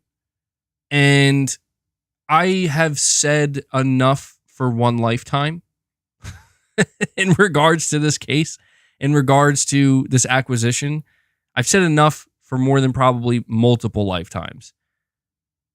I am not covering it anymore. I literally do not care whether it gets blocked, whether it goes through, whether Microsoft buys another publisher. I've said my piece. I have evaluated the landscape, and I just can't do it anymore. It is literally making me unhappy, and it's actually gotten so bad that it has made me question whether or not I want to keep doing YouTube, specifically on gaming, or at least with covering this. And that's where I had the wake up call and the realization, like, dude, you don't have to talk about this. Like, if this is making you that unhappy to a point where you're just like, maybe I just shouldn't even bother with YouTube or anything right now. That to me is a wake up call where it's like, what the hell is this about, dude? And I get it. You know, I totally get a lot of the feedback that I've got. And to be clear, the feedback that I've received is not part of it. Like, don't get me wrong, it's toxic as hell. Like, I mean, the one thing I definitely don't enjoy about talking about it, and it is definitely a factor as to why I'm making the decision to not talk about it anymore, is how toxic things get. Like, there is no room for nuanced conversation at all. Even if I try, there's just not enough room for it, man. And you know, it's not to say that it won't, again, like, it won't come up anymore. I mean, it even came up today talking about the PlayStation 6 dev kits. But I'm just saying, like, I am a PlayStation content creator. And I think where I have failed, at least myself, I don't know how you guys feel. I don't know how my audience feels. I'm not going to speak for you guys. But I feel like I failed myself in terms of, like, I literally created this channel and made it a PlayStation-centric channel. And the amount of time that I have spent not talking about PlayStation, or talking about PlayStation in the context of, but we're talking about only the competitive aspect, like literally only the other side. It's too much. It's way, way, way too much. And again, I didn't want to say anything because I just wanted to let it speak for itself. And people, I think, would eventually just realize, like, I guess MBG isn't talking about this topic anymore. And it is because I want to be true to myself, and I want to be true to what this is supposed to be about. And when things get that toxic and things get that far away from what this was supposed to be about, which is about video games and the love of video games, and maybe the love of the industry as well, you know, so I can see it through that lens. But it's just become too much, man. And I think this is and just to wrap it up, I think this is a good place to end it, because, as I said, it looks like it is. It might not be done, but it looks like it is. Apparently, like, it's going to close and whatnot. And so there we go. You know, it's like the timing to me feels perfect. This is it. You know, how much I will continue to talk about Xbox on the channel going forward, it remains to be seen. I mean, I don't know, like, the deal could get blocked tomorrow and I'm not going to talk about it, man. That's where I'm at, man. It's just not worth it. It's just not worth it. So saying MBG, it's been a fun ride, man. You had to cover this. It's relevant to the future PlayStation. Yeah, and that's what's weird about it is I kind of, and I'm not blaming PlayStation or Sony because obviously I'm my own person. I can make my own decision. I could talk about whatever. I could literally make a stream tomorrow talking about like, you know, what supplements am I taking for working out? I don't think I don't think many people would tune into that, but I'm, you know what I mean? like I'm not. It's. I really do kind of wish that Sony wasn't nearly as involved with this as they've made themselves, because I won't lie, it has kind of made me feel like I inherently kind of have to be part of it too, even though I don't want to be. But that's where it's just like, I don't play literally every single PlayStation game. So this could probably just work the same way. I don't cover literally every PlayStation topic, but I do get what you're saying. There were moments that were significant enough and big enough to justify it, but I've truly reached a point of genuine indifference, like indifference to a point where I just don't care and I don't want to be bothered with it. And even if, again, just to make it clear how serious I am, even if it blew up in Microsoft's face tomorrow, I'm not talking about it. I don't care. You know, if Activision Blizzard pulled out at the last moment and you know, the whole internet is set ablaze, I'd be like, okay, well, I'm playing Final Fantasy, man. I'm addicted to Final Fantasy. I don't know what to tell you, all right? I don't know what to tell you. But yeah, I figured I would just let you guys know that. And I know, there's definitely people holding on to this right now and be like, whatever you say, MBG, give it a couple days. MBG talks about it again, and everybody's like, I thought you said you were done. No, trust me, man. We'll let it speak. We'll just let my actions speak for themselves. That seems like Cap. Yeah, maybe it is. We'll see. We'll let the actions speak for themselves. But Josh, I think you're right, man. You're saying, unfortunately, you can't be done? Wait, okay, hold on. Why is that, though? See, now that sounds concerning. MBG is a battered housewife. I can't take it no more, man. I'm done. Standing up for myself. Yeah, I gotta get to these super chats. Arnie Vesper, you're saying if they ever stop single player games, I quit playing. Absolutely, dude. Absolutely. I mean, believe me when I tell you, hundreds, probably thousands of people, I don't know if maybe tens of thousands, it's hard to say. If Sony were to stop making single player games, they would lose so many customers, man. So, it would be so damaging. It would be more damaging than anything else they could ever do. So, 10 plus minutes of not talking about it. Oh, come on. Was that 10 minutes? No way. That has to be some hyperbole there. Because if 10 minutes went by that quick, I guess, I don't know. That's a little concerning to me. But yeah, Arnie Vesper, you don't have to worry, man. Sony's not going to stop making single player games.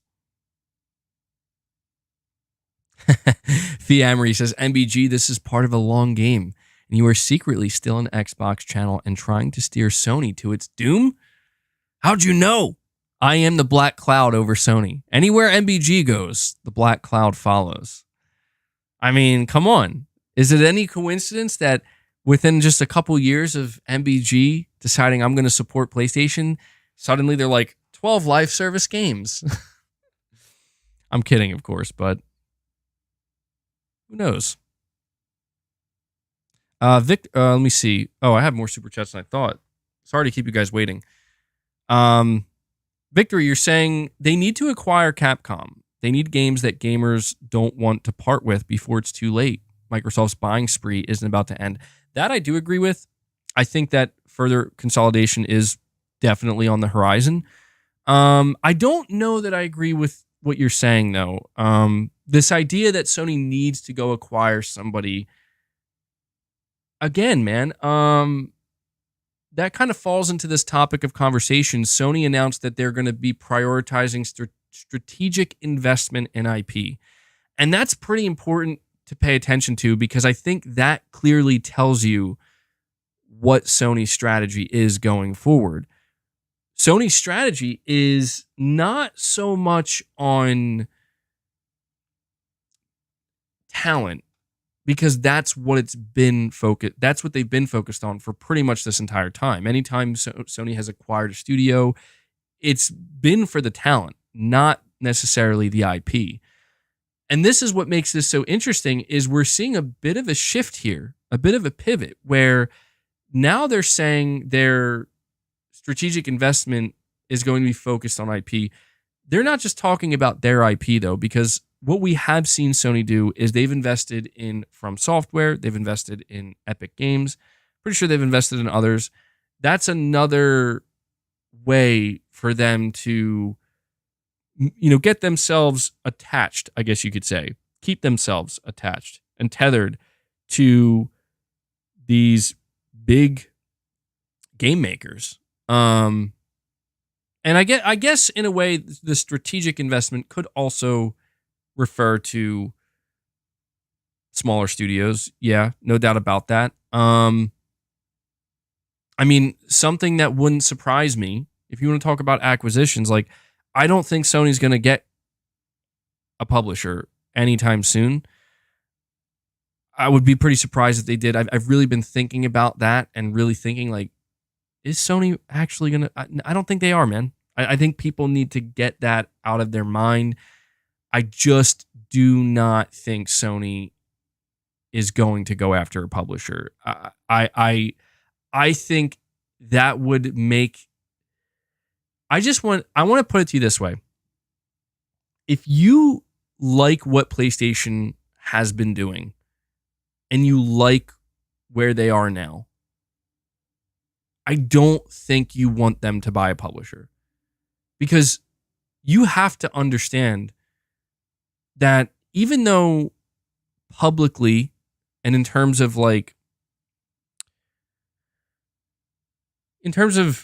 marketing, I guess, the marketability of, hey, we bought a publisher, yeah, it goes a long way.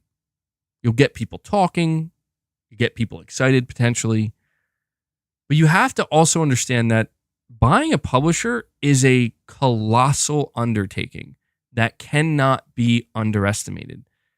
And this is why when I think about from Sony's perspective, Sony probably already feels like they are, I don't want to say at capacity, because they're not at capacity, but they are not necessarily eager to suddenly manage 5, 6, 7, 8, 9, 10 new studios on top of all the studios they currently own. I'm going to tell you, Sony is definitely not eager to do that. And the reason why they're not eager is because they know the level of risk involved with that. They know that every time they bring on a new studio, even just one, it just got a lot hard. You just made it even more difficult to properly manage all your studios. The amount of Herman Hulst, he's the head of PlayStation Studios right now. He's got his work cut out for him, man. He has to do more and be on top of more than any other leader there was before him. Before Sony acquired all these smaller studios and brought them on, and Bungie and stuff. I understand that, like, when we talk about bigger studio acquisitions, like, oh, they can just run themselves. Yeah, but what happens when that doesn't work? What happens when mistakes are made? What happens when there's a conflict of any kind? You see, there are a lot of big potential problems with acquiring a large publisher, and I really do believe Sony doesn't want anything to do with that. I've been seeing people, it's been going on for a long time now, where a lot of people have been saying Sony should acquire Take-Two. I don't know that Sony would ever want to deal with that. because it's just so colossal, man. That's so much to take on. That's so much. And if something goes wrong in this organization, like even if Sony says, you guys just keep doing what you're doing, they have to trust in them, man. Like they have to trust that you don't need to be managed. Certainly not micromanaged. You guys already have it. If the day that goes wrong, that's going to fall on Sony, man. So I just think that Sony greatly prefers, and I think this is obvious by now, Sony greatly prefers finding these diamond in the rough studios that they know they can grow and they can expand over years and they can eventually become big powerhouse studios. But Sony has a much easier time managing them because they were there from not necessarily the inception of the studio, but from the time the studio started very small. They were there throughout the whole process. You're saying I'm overcomplicating it. No, I don't think I'm overcomplicating it at all. I think I'm actually simplifying it quite a bit. I don't think people truly comprehend how complicated... I don't think people quite understand how many moving parts there are in an entire publisher. Like, I do not envy these CEOs and these people in these high positions that have to manage all this. Like, dude, I'd probably have so many stomach ulcers. It's crazy, man. It's crazy. That's the challenge. Oh, you guys are talking about pie? Okay. Yeah, I like keep looking over to my chat. I just see everybody's talking about pie. And I'm like, did I miss something? What's going on here? I thought this was a dessert stream. So to answer your question, well, I don't think it was so much a question that you were asking, Victory, but basically chiming in here.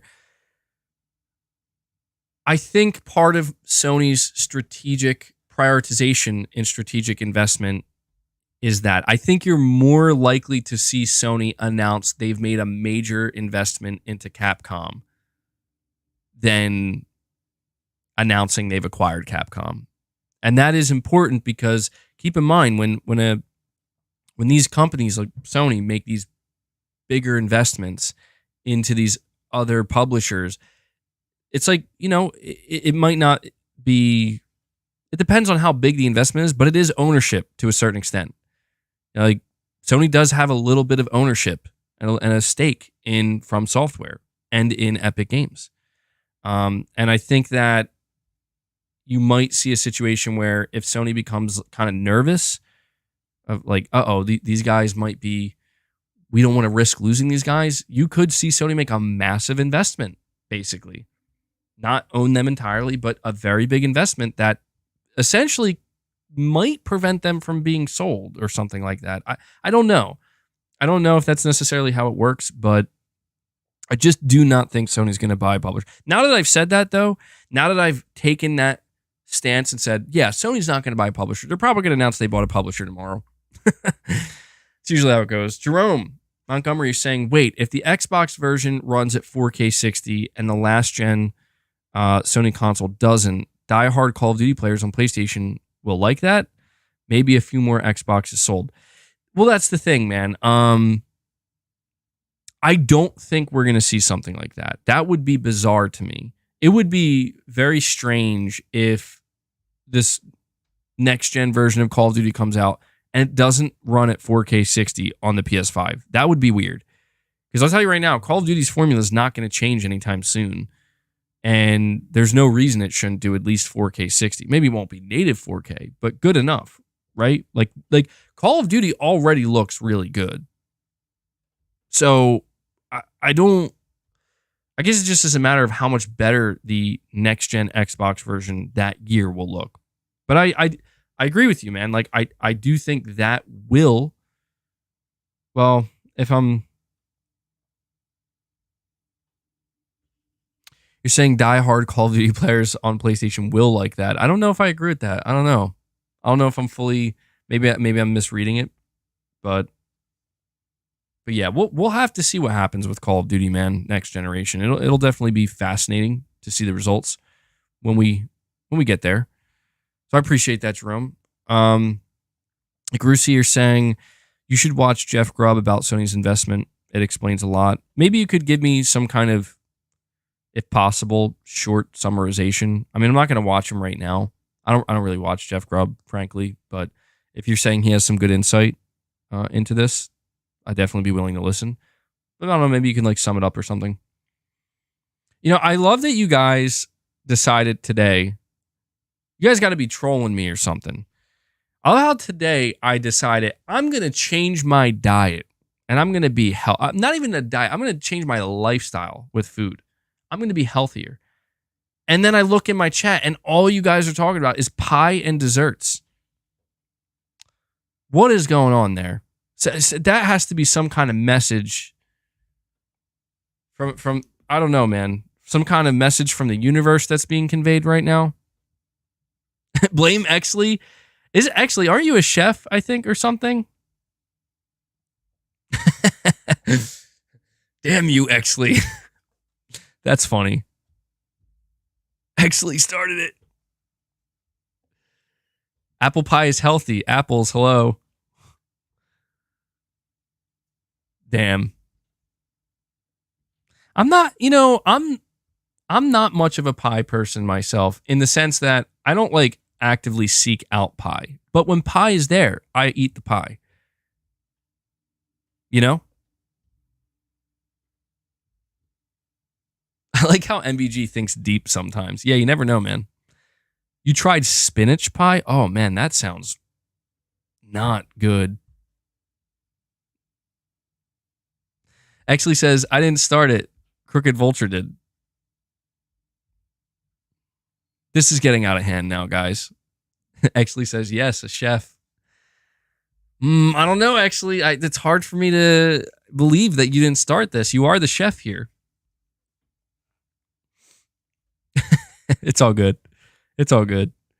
All right, let me keep this going. Disco Cobra 2013, dude, thank you so much for the $20 donation, man. That's very kind of you. You're saying, I don't think I could ever no life a game. Most of the games I've ever sat down and put in over 30 to 40 hours are Rockstar games. Maybe a handful of other titles. Red Dead 2, I actually sat down and played the whole thing. GTA as well. Well, I don't know. Listen, man, if you're saying you don't think you could ever no life a game, I would argue sitting down and playing Red Dead Redemption 2, I mean, the implication of what you said is that you played like the whole thing in like one sitting or close to it. Dude, that's no lifing a game, bro. And that's nothing to be ashamed of. I'm just saying. I'm like, because how long is Red Dead Redemption 2? It's like 60 hours or something, or I think it took me like 70 hours to fully beat. It was really, unless I'm misremembering, but it was a really, really, really long game, man. So I get what you're saying. I maybe you're just trying to convey that you very rarely ever do that. GTA 5 is a long game too, actually. So it sounds like your weakness is Rockstar games. In terms of once you boot up a Rockstar game, that's where you dump a ton of time into that game. Like in a short period of time. Which I don't blame you. I mean, if you're going to pick a set of games to do that with, you can't go wrong with Rockstar. I mean, GTA 5, Red Dead Redemption 2, or even Red Dead 1, making these the few games that you're going to kind of like just sit there and I'm going to get lost in this world. I can't really think of I think those are great picks, man. Because I don't know, man. You're saying 30, 40 hours in Rockstar games. Dude, I hold on. I got to look this up because I know I'm not going crazy here. How long to beat RDR2?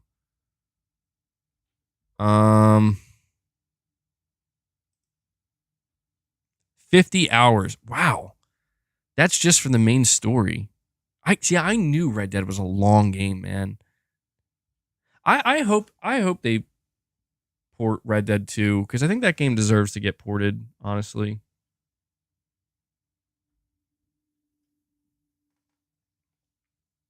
I would love to see how good Red Dead 2 can look on the PS5, and I would love to replay it. So Disco Cobra, dude, thank you so much, man. I appreciate the $20 super chat, man. It's very generous of you. And we have Anonymous Boss with another $10 super chat. Thank you, man. You're saying, yo, MBG, I have a real good feeling Sony the past few months are remaking a first-person shooter, or at least looking into it. I could be wrong, and they could just be stacking up cash to buy GTA 6. That's a wild super chat, man. That super chat made just such an abrupt turn and transition. Like, I didn't see it coming. It's like, yo, I'm pretty sure Sony's remaking a first-person shooter. And if they're not, then they are saving up that cash to secure GTA 6 exclusivity. No, I don't think so. The idea of Sony remaking a first-person shooter, I mean, people have been saying for the longest time they want, like, a Killzone trilogy or, like, a compilation. Maybe not remade, but, like, remastered. You really have to wonder why we haven't gotten that.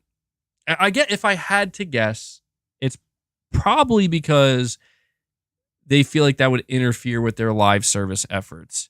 You got to wonder why maybe Sony isn't going, well, we don't know, but it seems like they're not going back to any of their older IP, shooter-wise. No Resistance, no Killzone, no SOCOM.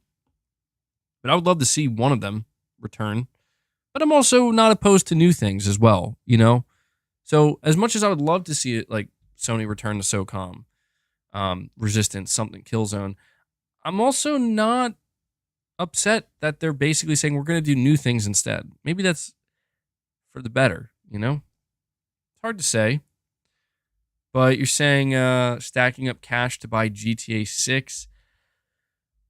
I've been saying this for a very long time, and I'm going to continue to say it until the game is announced. I feel very confident that Sony has secured the marketing rights for Grand Theft Auto 6. Now, I don't think there's going to be anything exclusive. Like, maybe with the next version of GTA Online, Sony will be able to say, like, we got a couple exclusive, like, I don't know, not like cars or anything, but just like outfits or just little small things in game in GTA Online. But I'm pretty sure. I don't want to say I'm pretty sure, but I do feel very confident that they have the marketing rights, and they paid a lot of money. To be clear, I think Sony paid a lot of money if they do get the marketing rights to GTA 6. Yeah, very pricey for them. A Ratchet skin. Oh, that would be great. Just like a Ratchet skin in GTA Online. That, oh my god, that would be so out of place. I would love that. I would love to see like something like that. Maybe some like a God of War skin. Maybe like a paint job you can get on your vehicles. Now that would be pretty cool. That'd be pretty cool. But I don't think they would make it that intricate though. So Anonymous Boss, thank you so much for the super chat, man. Again, we have Alex Mercer, the prototype Vortex Blur. He's saying, I hope Venom beats me to a world of stupid in the next game, like what the Hulk did to Loki in the Avengers movie. Made a pre-order for the standard edition. Well, I don't know if that's going to happen. I think there's going to be a moment probably like that. I mean, it's hard to say because we saw the symbiote suit in the gameplay, but I mean, look, in about a week, I think they said July 20th, Insomniac is going to be giving us a bunch of new information on specifically Venom and the symbiote in Spider-Man 2. And I'm not saying they're going to like spoil anything, but we really haven't seen Venom, right? We have no idea what he's going to be capable of, how aggressive he's going to be. I am hoping we do see some pretty intense stuff, and I think we will. I don't think the battle between Spider-Man and Miles and Venom is going to disappoint. We do have that one piece of concept art that showed them fighting in the city. That looked pretty awesome. That got me pretty hyped. But it'll be fun. I think yesterday marked, I think 100, we're 100 days away, which feels longer than it should, right? I feel like that's longer than it feels. 100 days away from Spider-Man 2. But I'm glad you pre-ordered it, man, because I pre-ordered it, and I think that's, I know that there are a lot of people who are like, don't pre-order games and whatnot, but there are just some titles that I feel totally confident in, and Spider-Man 2 is definitely a game that I don't think there's any chance I regret that pre-order. So can't wait to see more of it, man. I still do wonder if Sony's going to have a dedicated state of play or not for Spider-Man 2. I mean, we did get that 10-minute gameplay demo, so that makes me feel like we might not, but who knows? All right, let me see. We got Jerome Montgomery again. Thank you, man. You're saying Final Fantasy 16 will most likely get DLC, which means you have to go back and platinum it again, LOL. You may as well wait. Yeah, so I did see that. Originally, the development team said that they have no plans for DLC for Final Fantasy 16. But now they've completely changed their tune, and they're saying they're actually actively looking into it, and they're even kind of hoping they can bring out some DLC. My only hope, because you're not wrong, Jerome. Once I finish a game and I platinum it, I usually don't ever go back to it. It's very, very, very rare that I ever go back to it, even if there is a big DLC. But I mean, I don't know what I've never played a DLC for Final Fantasy, so I don't know like what to expect. You're saying it's basically going to be like platinuming it again. I don't know, man. It makes like, do you think it would be like handled like a big like standalone expansion? Do you think they could do something like that with Final Fantasy 16? Because we've seen that with some games, and I kind of like that more than just DLC. I like when games have like it's almost like a mini version, a mini sequel, I guess you could say. I like when games do that. So if they do DLC, I kind of hope they handle it like that and give it a physical release of its own. That rarely ever happens, but it is awesome when it does.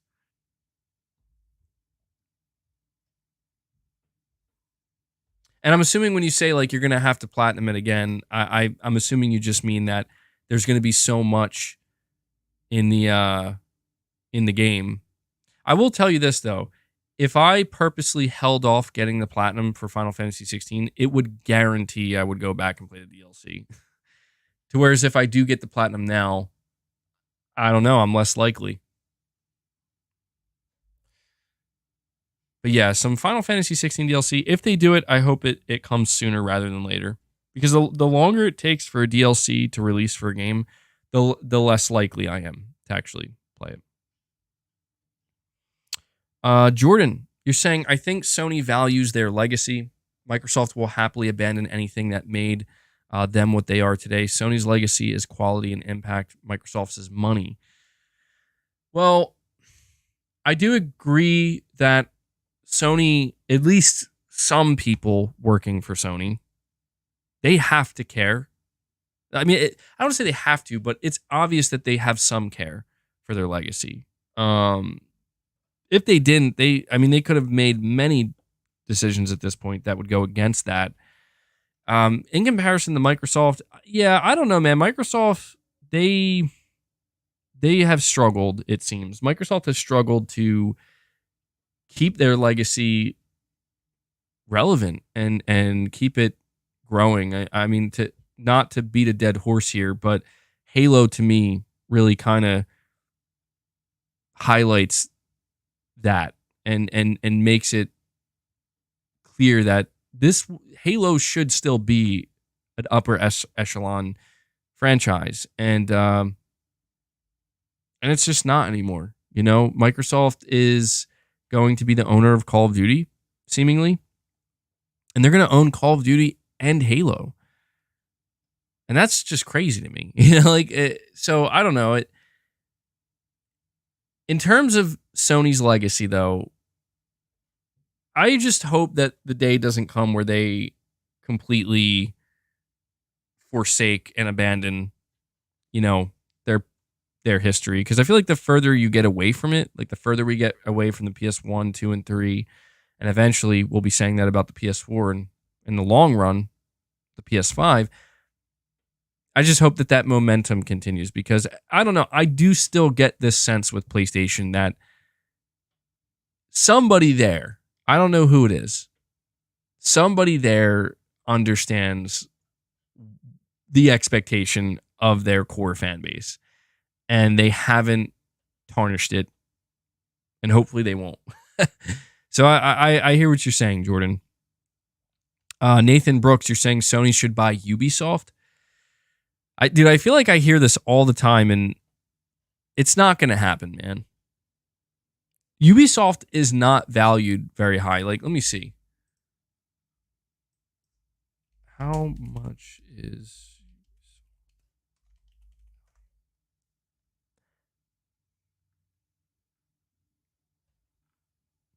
I think Ubisoft would basically be like a couple billion, maybe like 3 billion, 3.5, maybe 4. I think 4 is maybe on the upper end. It's not going to happen, man. MBG, you insist on talking about Halo Infinite, a game you have put 0 hours in, but somehow have firsthand knowledge on its failings. Well, no, that's fair. I haven't played Halo, and I'm not trying to talk about it from a. I'm keep in mind, I'm just talking about it from a like a perspective of how relevant is it in the video game industry and market. I'm not saying the game is trash, and I haven't played it. Actually, quite the opposite. I've heard from many people. They say Halo's actually pretty good Halo, especially even like the multiplayer. But I'm just talking in terms of where Halo was previously in terms of relevance in the market versus where it is now. I think we could all agree that it just I think they dropped the ball. never played it, never liked it. Yeah. Talk about saying something, just the words coming out wrong. But no, I played Halo previously, and I could never quite get into it. I don't know why that is.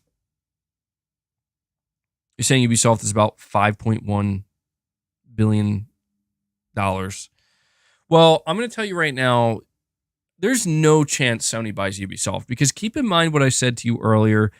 Sony, they seem, based off of the way they handle their business, they do not seem like the type of company that's going to just jump in and take on a publisher. And I can tell you now, Ubisoft is probably at the bottom of that list. And the reason being is because Ubisoft, they would have more baggage than anybody, just in terms of sheer overhead, just in terms of the sheer workforce that Sony would have to take on. There's no way they would do that. And I think in order for Ubisoft to put themselves in prime position to be acquired, it would require a lot of work on their part, where they would essentially have to trim down, slim up, for lack of a better term, and make themselves much more presentable to these bigger entities that would consider buying them. Because right now, I don't think anybody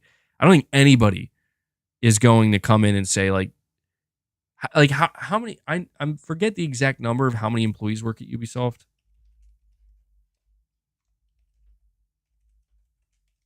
But it's a ridiculous amount.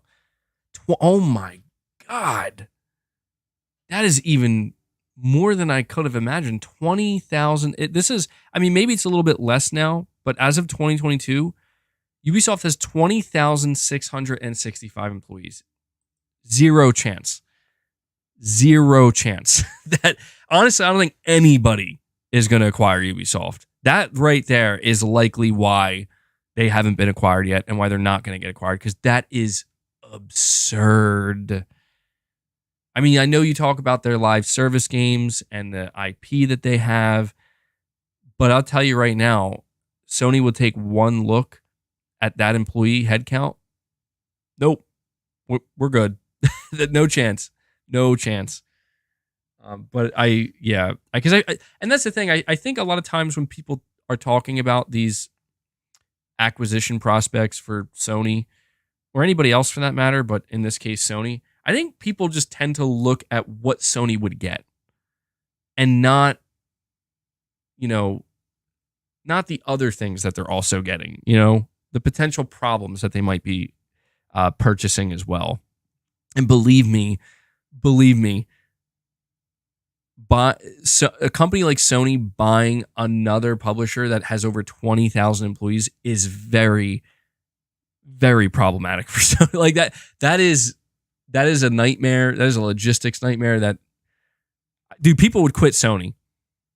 I'm telling you, if Sony made that announcement, you would see a lot of people who were supposed to manage certain things be like, you know what? I think I'm gonna retire now. I think I'm gonna move on. They wouldn't want to deal with that, dude. It would be crazy. All right, let me see where we at. Disco Cobra 2013 again. Thank you for the $10, man. You're saying, what do you think the possibility of Creed, the band reuniting? Oh, that's really random. The band reuniting. The rock scene has been buzzing about it since they have changed their social media banners. Plus, Creed has an announcement on the 19th. That's really interesting. I have to admit, I've never really got too into Creed, but I do like them as a band. I like many of their songs. I feel like I haven't heard about them in a long time. I did kind of come across that, though. I did hear that apparently they're reuniting. I think that's pretty cool, man. One of the things about these like bands that are kind of older now, when they get always saying hopefully it's their retirement. One of these things about bands that get back together, my hope is that they don't become a nostalgia act. I hate that. Like, Guns N' Roses is probably my all-time favorite band, one of my all-time favorites. I kind of can't stand that, like, back in 2015 or 16, they announced, like, we're getting back together. Axl, Slash, Duff, so on and so forth. Granted, Izzy's not there, and nor is Steven Adler. But the point is, I got excited because I'm like, oh, this is great. Surely they're going to make some new music, right? Like, that's why they got back together, to make, finally, after all these years, to make some new music. And instead, no. Guns N' Roses just decides we're going to tour for the next decade and not produce any new music. And I'm like, okay, I mean, that's great. Like, it's great to see them live and see them still doing their thing. But, man. So I guess I'll say, like, when it comes to Creed, I think it would be nice if they, if them getting back together is to be creative, to obviously play your hits, tour, make your money, capitalize on that excitement, but hopefully make some new music too.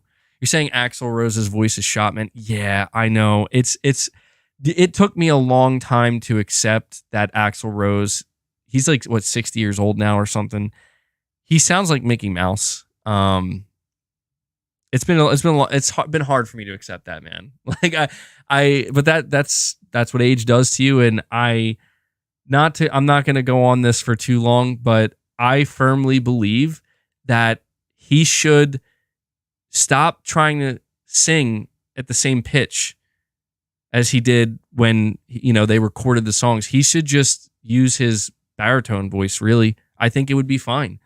Just, bring it down. Don't sound like Mickey Mouse. And I feel bad saying that because, like, he's good at his job, man.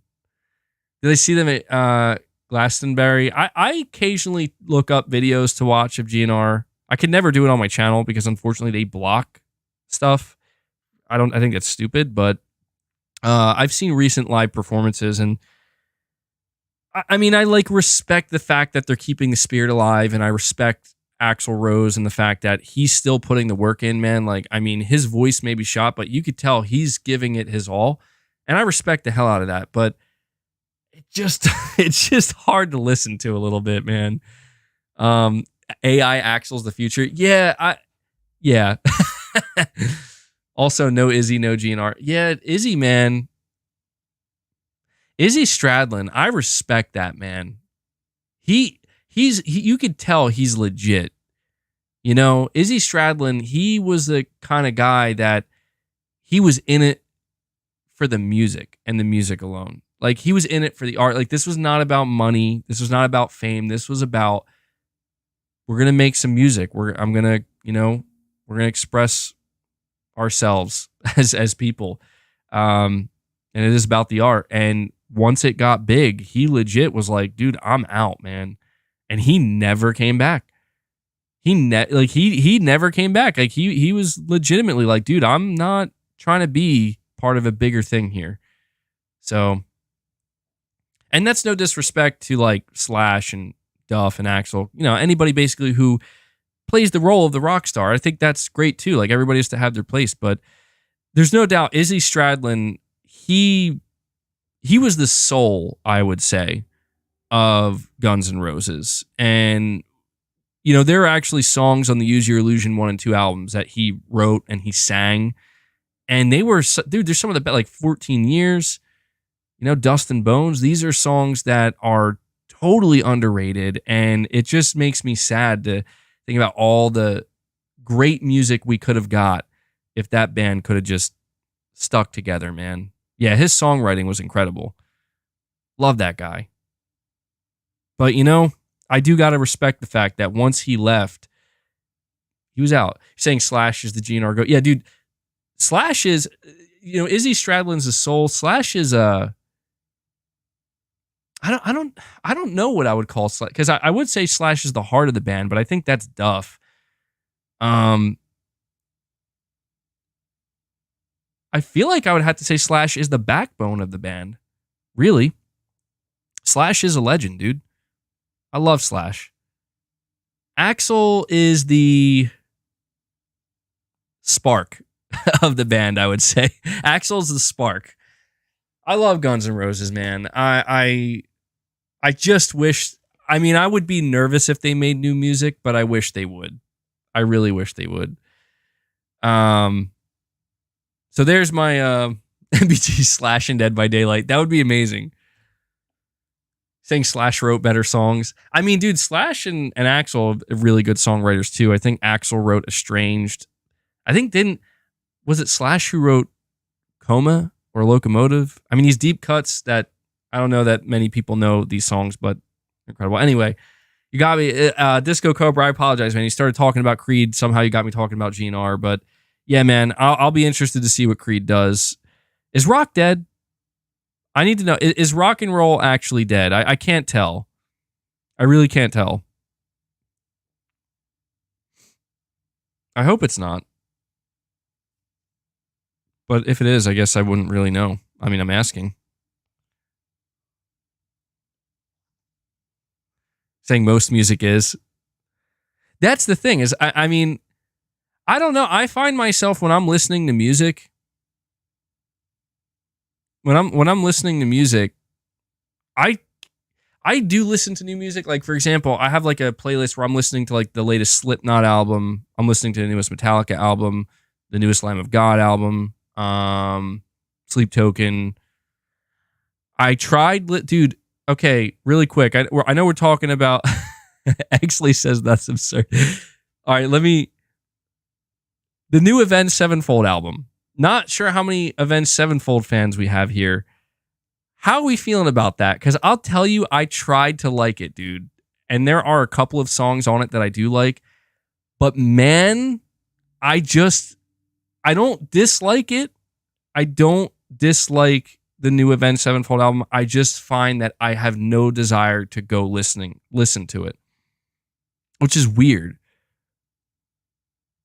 MBG knows the Spaghetti Incident by heart. Yeah, dude.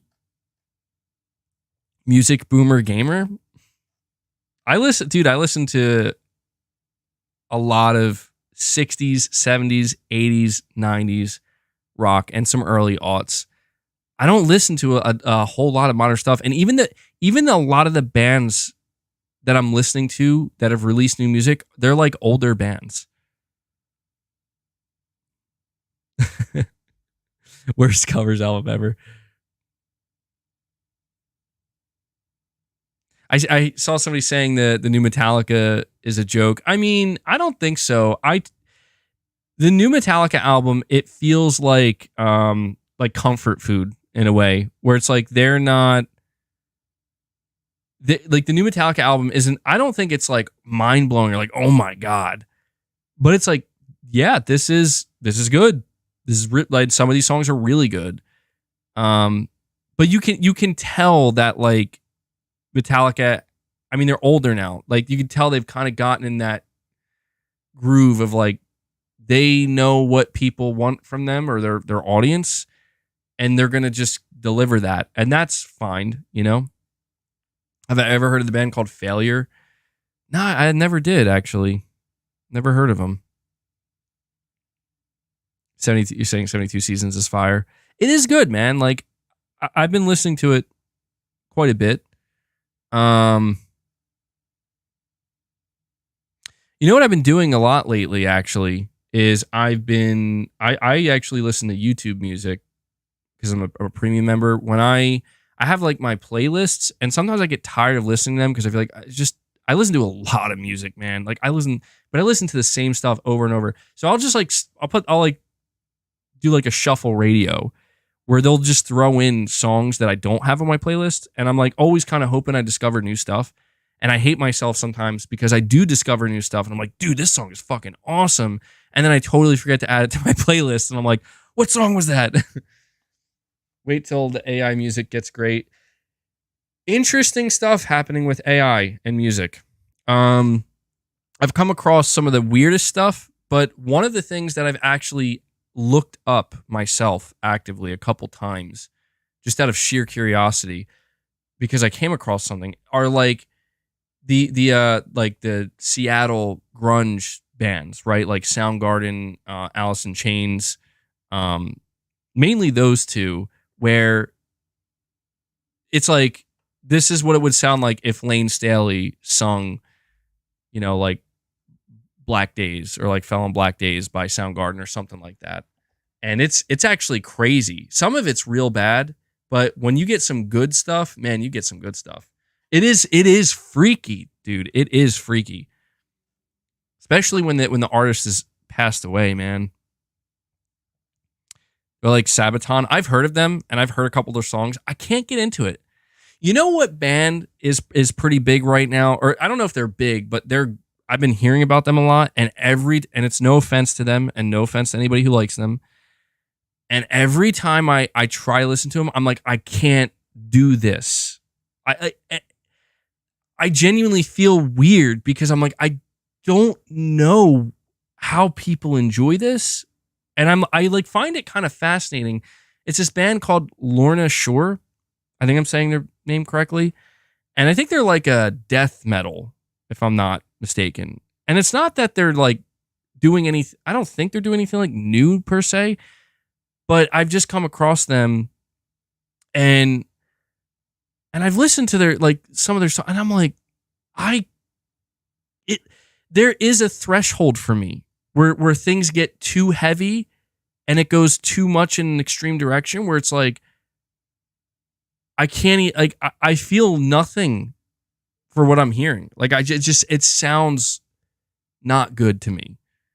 And I'm like trying to say that in the most polite way possible. Temple of the Dog, Hunger Strike, go listen to it, guys. You should. Yeah. Yep. It's a legendary album. Do I like Anthrax, the band? I used to listen to them when I was younger a lot, like in my skateboarding days. But you know, I can't say that I've listened to them in a long time. But I have enjoyed them, yeah. They're like part of the big four.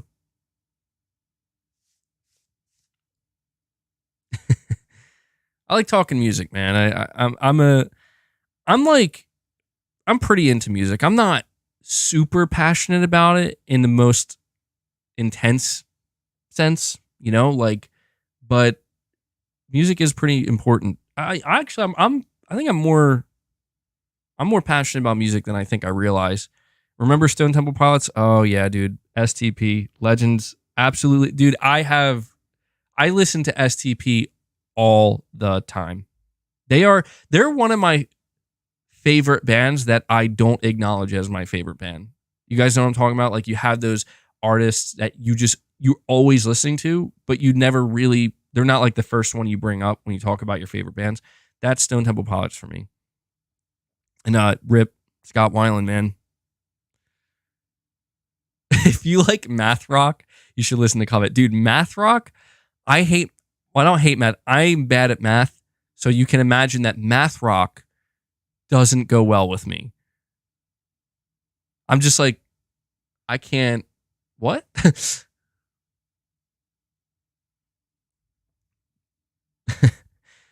You know who needs to make a new album before it's too late? And it probably won't happen. Tool. Tool needs to put out a new album. I know that they put out an album in 2019, but they're getting older, man, and they go way too long between releasing albums.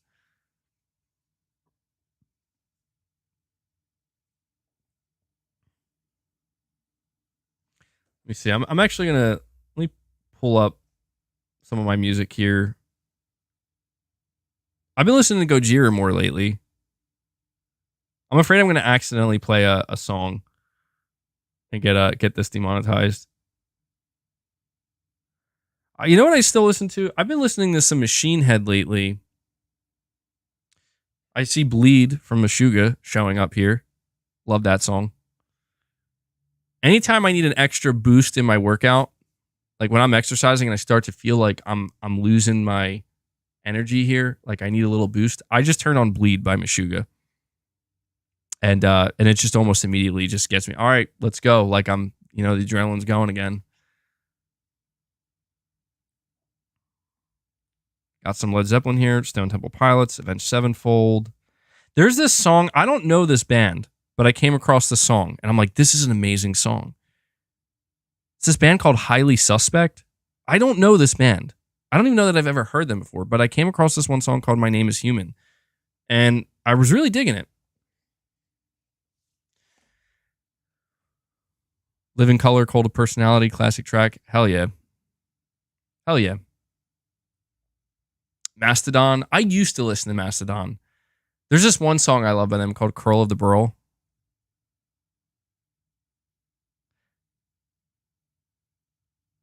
Saying Slipknot and Korn are pretty consistent with their album releases and touring. I've never got into Korn. I've gotten heavily into Slipknot. I'm still into them. I don't dislike Korn. I just never took the time to get into them, you know?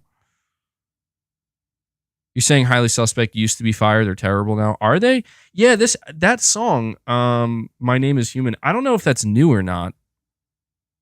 I feel like I told my buddy about it. He's like, yeah, that's an old song, man. I'm like, is it? Speaking of bands, do you remember Cake?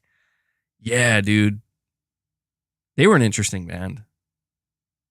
Gaming or music? I apologize to anybody who was hoping to continue to talk games here. The last it's been like 15 minutes straight we've been talking about you can thank Disco Cobra 2013, man. Because Disco Cobra 2013 out of nowhere was like, yo, Creed reuniting. Do you like Five Finger Death Punch? You know what? I do like Five Finger Death Punch. And I feel like I kind of understand the hate they get, though. I hate to say that I mean, I don't know if I hate to say it, but I've always felt like I could relate to Five Finger Death Punch's music. Not all of it. Some of it's a bit much, but a lot of their songs. And you know what's interesting? I was there for Five Finger Death Punch from the beginning. I'm an OG. And that surprises me because I remember their first album came out in 2007. And I was there, dude. I was like, these guys are like the new Pantera. These guys are fucking amazing. And I just stuck with them ever since. And I feel like they definitely have a formula that they follow. And again, I kind of understand why people hate on Five Finger Death Punch. Their lead singer, Ivan Moody. I love that his last name is Moody. Fits him perfectly. But, you can kind of tell, like, he's a character for sure. But I can relate to a lot of the stuff that they sing about, man, and that a lot of their songs. And I do like Five Finger Death Punch, yeah. Actually, their songs pop up a lot on my playlist.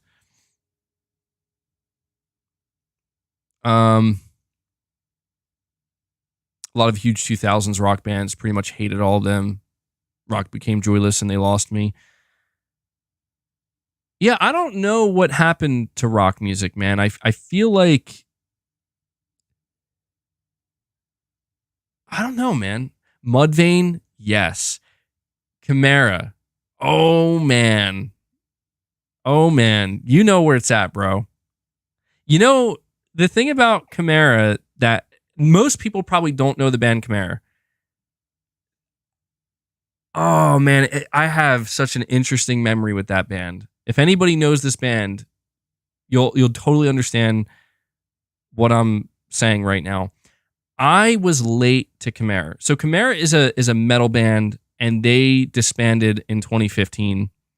And that is like the year I discovered them. And I was in a very, very bad place in my life the year I discovered this band, Chimera. And if you ever, again, if you know this band, you know the kind of music they make. It kind of saved me a little bit, dude. Like I was in a bad fucking place, personally. Just you know, it's interesting because like I hear Chimera songs come on all the time, and I find myself not really feeling them too much, which I feel kind of good. Yeah, am I saying Chimera? I know I'm saying Chimera. And it feels kind of good to feel like I don't feel like those songs don't resonate with me as strongly anymore because it's like a lot of their songs are some heavy shit, man. And I didn't like where I was in my life where I felt like I could relate to them a lot more. Have you guys ever experienced that? I feel like, I don't know, man. I feel like that's something I've learned. I'm beginning to feel. I'm like getting older now, and I noticed that there's just some music that I felt like it's like a kind of place and time in my life, and it fit perfectly. And yeah, saying music definitely saved you. Yeah, me too, man. Me too. Like sometimes I feel like I try to get more into the music I used to like because it feels like a part of my identity. But then I'm like, well, you know, it's not necessarily such a bad thing if you feel like you can't relate at this time in your life to this, because maybe that's probably an indication you're in a better place in your life now, you know? But yeah, man. Disco Cobra, dude, shout out to you, man. Disco Cobra totally turned this into, he converted this from a gaming stream to now we're just talking music. Foo Fighters, yeah, I like the Foo Fighters. I've never gotten like super into them, but I've listened to them a lot.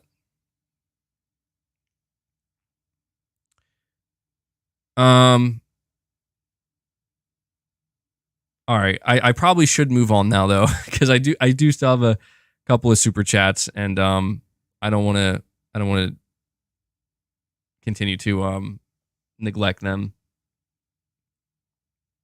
Really quick, Smurf, you're saying I'm a cynical and negative person, which is why I hate cynical and negative entertainment. I don't want those feelings reinforced.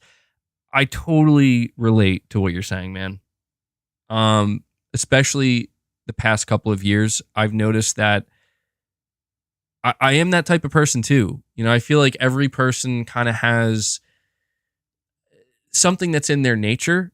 And I don't know, like, I don't know if people are, I don't know if it's nature or nurture. You know what I mean? I don't know if people are born with this in them, or if it's from the way they were raised and it maybe, you know, just things that are implanted, right? And they just manifest and it's not your fault. You have no control over it. It's just how you were raised. But yeah, I totally relate to that, to where it's kind of a double-edged sword. Like sometimes the reinforcement of those feelings helps me feel like I'm a stronger person, like, and I'm becoming a stronger person, and I'm a more resilient person. And it can be very motivating, but it can also work the other way, where there's like that fine line where it becomes way too easy, where it's like, okay, you extracted all the good out of this that you could get from something so heavy or cynical or negative or whatever it might be. Now it's just becoming, now it's beginning to work against you. And that's like a fascinating transition that I've experienced in my life where, I mean, in my early 20s, my late teens and early 20s, dude, and maybe this is just normal for most people, or at least most guys, I guess, but I just had so much rage, man, like just so much anger. And it was just so much easier to channel that and use it. And when I say use it, I mean like, it's actually kind of funny because even on my channel here, we reacted to a video I made about Crackdown 3. It was like 5 years ago or something at this point. And everybody's like joking around like that's young MBG, because like you could hear like there was just so much more anger in me as a person, and it was so easy for it to come out. And it's not that way anymore, you know, like, and I guess that maybe just comes with, again, age and experience. We need MBG Rage for another legendary rant. I mean, I'm sure the day will come, man. Maybe. I don't know. Maybe I'm not so sure. Maybe that was another like time and place thing, you know? Who knows? Who knows? I will say though,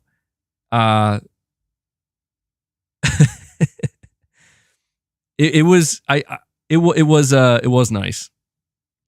Xbox punching bag has been very therapeutic for MBG. Yeah, dude, I've projected all of my internal problems in my life onto Xbox.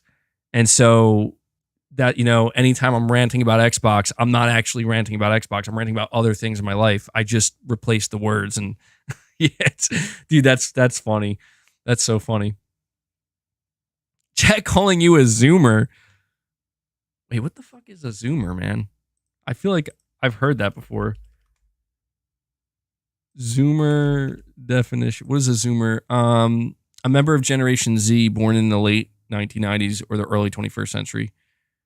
Perceived as being familiar with the use of digital technology, the internet, and social media from a very young age. Late 1990s? No, I'm 1993. So I'm early 1990s. Is there a different name for that? Zoomer. I love the terminology. You're saying an MJ Freddie Mercury AI song would be awesome. They exist, dude. I came across one. I think it was an AI Michael Jackson singing Bohemian Rhapsody. It's crazy. Millennial. Okay, yeah, I think I'm a millennial. Millennial definition. Let me see. A person born between the early 1980s and the late 1990s. A member of Generation Y. Yeah, it's between 1981 and 1996. So I am a millennial, yeah. Interesting. I guess that's interesting. I don't know. What does that mean? We are geriatric millennials, MBG. Yeah, we are. Geriatric millennials. I love that. I should rename my channel Geriatric Millennial Gamer. That would be funny. It means nothing. Yeah, it doesn't seem like it means anything. All right, let me read these super chats. I apologize keeping you guys waiting. Jerome, you're saying, I meant to say they won't like that. Okay, that's in regards to your... Oh, that makes more sense. That makes more sense.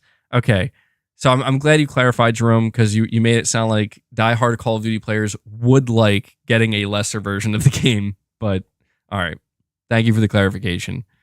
Let me see, we got... Edward, you're saying, did you see The Last of Us Emmy Award nominations? I did. I think they got 25 nominations, dude. 25. God damn. That's a lot. That's pretty impressive, too. I wonder how many they're going to win. The Last of Us HBO is such a mega success for Sony that I kind of feel sorry for any other show. Like, there's a Horizon show. There is a God of War show. We got the Twisted Metal show. there's a Ghost of Tsushima movie. I mean, I feel sorry for anything that's following it up because the bar is already so high. Saying Nick Offerman is going to win an Emmy, bank on that. Yeah, I could see that. You're probably right. Nathan Brooks, you're saying Sony could turn X-Defiant into a COD competitor. Yeah, I'm going to play X-Defiant. I didn't realize it was free to play. I did play the beta. Really fun game, dude. It's actually a very competent Call of Duty competitor. I don't know that it's actually going to be a Call of Duty competitor, but yeah, dude. Ubisoft. That's Ubisoft's, man. Sony should do the same thing with their own IP. Saying millennials are important. We bridge the gap between tech generations. Most kids don't know what a VHS is now. You know, that is really interesting to think about, man. It is so interesting to me to think that there actually was a point in my life, my younger life, where the internet, I mean, it's not that the internet didn't exist, but it really wasn't a thing. You know what I'm saying? Like, it just wasn't as ubiquitous. It wasn't so easily accessible. And yeah, VHS players, man, you're right. We kind of watched that entire transition. We grew up with it.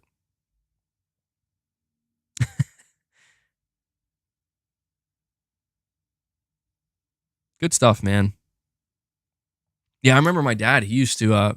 My dad had a VHS, and he would tape stuff all the time, man. Okay. Have any of you guys done this? Have any of you guys happened to come across these videos? I don't know how these people did it. I guess they just recorded everything in the 80s and the 90s. I would come across these videos where it's like an 2-hour long compilation of 90s commercials or early 2000s commercials. And my God, man, I would turn this on, especially the late 90s commercials. And that's all it is. It's just these commercials, man. And I would watch it, and fuck, man, it is, the nostalgia hits you like a ton of bricks, man. And I'm not even that old. And I'm like watching this, and we got to react to this together. I don't know if, like, next time I do a members only stream, we got to react to some 90s commercials, dude, because it's just, you get transported back in time, man. I actually was watching one of these commercials, and it had an advertisement for the original Metal Gear Solid, man. Like an TV commercial for Metal Gear Solid after like a McDonald's commercial. I'm like, yo, this is incredible. It was awesome. I love it, man. And I was sitting there with my wife and just watching it for like an hour straight. I'm like, I don't know why I can't stop watching this. And I get like that when I watch older movies too. Like I said, I just watched Terminator 2 the other night with my wife, and like, I mean, that movie came out the year before I was born. But I'm like, dude, this is my movie. I'm like, I know I wasn't born, but it's got Arnold, you know, it's got, I mean, James Cameron, you know, he was there for the first two Terminators, and he did them justice. It's got Guns N' Roses in it. All right. It's got it's got some it's got some visual effects that, as I'm watching it now, I'm like, these definitely look dated to a degree, but I know for a fact as I'm watching it, this was absolute cutting edge shit. When it came out, it has everything, man. You watched Forrest Gump probably 50 times. Dude, I love Forrest Gump. Forrest Gump's one of my favorite movies of all time, man. I love Forrest Gump. The shopping mall scene in the bike. Yeah, it was awesome, man. You know what's funny? After I watched Terminator 2, I went to go see what I watched a video where I wanted to see the whole timeline. The whole Terminator timeline, because I didn't watch the last two. I know that sounds blasphemous, because it's like, MBG, you are an Arnold fan. How did you not watch the last two Terminator movies? I didn't watch the last two Terminator movies because I actually heard they were that bad. Like, I heard they were that bad, and I love Arnold, and I might still watch them, but dude, I watched these videos. It was actually last night. I watched the video covering the last two Terminator movies, and especially the last one. I am so glad I did not watch the last Terminator movie. I think so. Spoilers here, if you care about the Terminator timeline. I guess, is it Dark Fate? I think Terminator Dark Fate. They came out in 2019. Okay, I love the idea of old Arnold Terminator being retired. I fucking love the concept of a Terminator that got sent back in time, achieved his mission, and literally integrated with humanity. Like, just was like, I'm going to go live my life now. And he's a fucking Terminator. And then eventually they stumble across him, and it's just old Terminator Arnold. I love that idea. However, as I was watching, I wasn't actually watching the movie, but I was watching like a breakdown of the movie. Again, spoilers here. The fact that they literally terminated John Connor to then replace John Connor with some random person as the new leader of the Resistance, I couldn't get behind that. I don't know. Maybe I'm just too attached, but I was like, dude, this is Terminator. What is the Terminator franchise without John Connor, bro? You know, John Connor and T-800 buddy comedy. Hell yeah, dude. Sometimes you can whip a franchise with that. Yeah, I mean, a lot of people have said that the only good Terminator movies were the first two. And Salvation is underrated. The ending of Salvation gets pretty wacky. Okay, I don't know how you get Christian Bale as your lead as John Connor and fuck that up. You know what I mean? Like, Christian Bale's a legendary actor, man. And the fact that he was going to play, I know that they were like planning a whole new trilogy where he was starring in it. And they just, I mean, the concept of Salvation was cool, but the execution at the end was just like, ugh, I don't know about that. Yeah, I don't know, man. Lethal Weapon 46. Remember his historic meltdown on set? Yes. That's what makes that movie so legendary. You could see it in his eyes, bro. Like, when you go watch Terminator Salvation, the thing I love about Christian Bale is, you know, I want to ask you guys this, and I know I have two more super chats, and I'm sorry to keep you guys waiting. I just, when I'm on a roll here, I can't stop. I want to ask you guys this. I've always kind of been infatuated with acting and actors, right? And I've always found it so interesting, just the idea of people playing a role and playing it so convincingly, right? That it's like, it's difficult. Like, they trick you. Like, you really they make you believe like this is a real person, you know? And like, this person exists. I've always kind of thought that the greatest actors, I've always genuinely felt, I don't think they're acting very much. Like, I think that really is them. Like, at least a version of them that does exist and is real. It's just they have a place, like a safe place, basically, where they can be that. Because if they were to be that outside of the scene, the movie itself. And I feel like we've seen that. Like, it reminds me of like Heath Ledger's Joker. It actually reminds me of you're saying no, it's just good acting. I guess. I mean, yeah, you might be right about that. Maybe that's the trick. Right? Is it makes it like they trick me. They convince me like, dude, that has to really be them. But I also think about like I don't know. It's fascinating to me. I would love to. I've always kind of loved to hear actors talk about their methods, their approach, and I love the idea of method acting. Like, method acting, I think is kind of proof of that, right? Like, method acting kind of proves that these, like, they want to be that, like, they want to actually be that. And I understand that it's supposed to be like well, this is how they pull it off, but it's like, the idea that you literally have to become the thing you're portraying. Where's Is that acting at that point? Or did you just become a new person? At least in that moment. I mean, I've always had a very deep fascination with acting. I never like wanted to be an actor. I always wondered if I could be an actor though. But you're saying method acting is other trash. Yeah, I mean, some people ruin it. Like Jared Leto, right? Jared Leto with I had the method act as the Joker. Like, I don't know. I just I think they're all different types of actors. I think that, I was talking about Christian Bale saying he's been through some crazy transformations. The thing I love about Christian Bale as an actor, like the reason why to me Christian Bale is one of the best actors is because of exactly what I said. I don't know Christian Bale as a person, but I'm pretty sure that guy has some inner demons. I mean, everybody to a degree has some inner demons. But what I feel like there are just some actors and some people that they kind of bring that energy to their work, and it kind of comes through and it communicates, like you can feel it, you know what I mean? And everything I've ever seen Christian Bale in, he has just this edge, I guess you could say.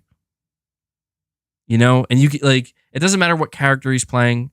Yeah, Harsh Times was a good movie, underrated movie. Doesn't matter what character he's playing, doesn't matter what movie he's in. You can just sense it. And I just feel like that's, I don't know, man. To me, that's what makes him such a legendary actor. Saying Bale's been acting since he was a kid. Yeah. Yeah, he has. I forget the name of the first movie he was in. Saying Nick Cage lives all his roles. Yeah, Nick Cage is another beast entirely.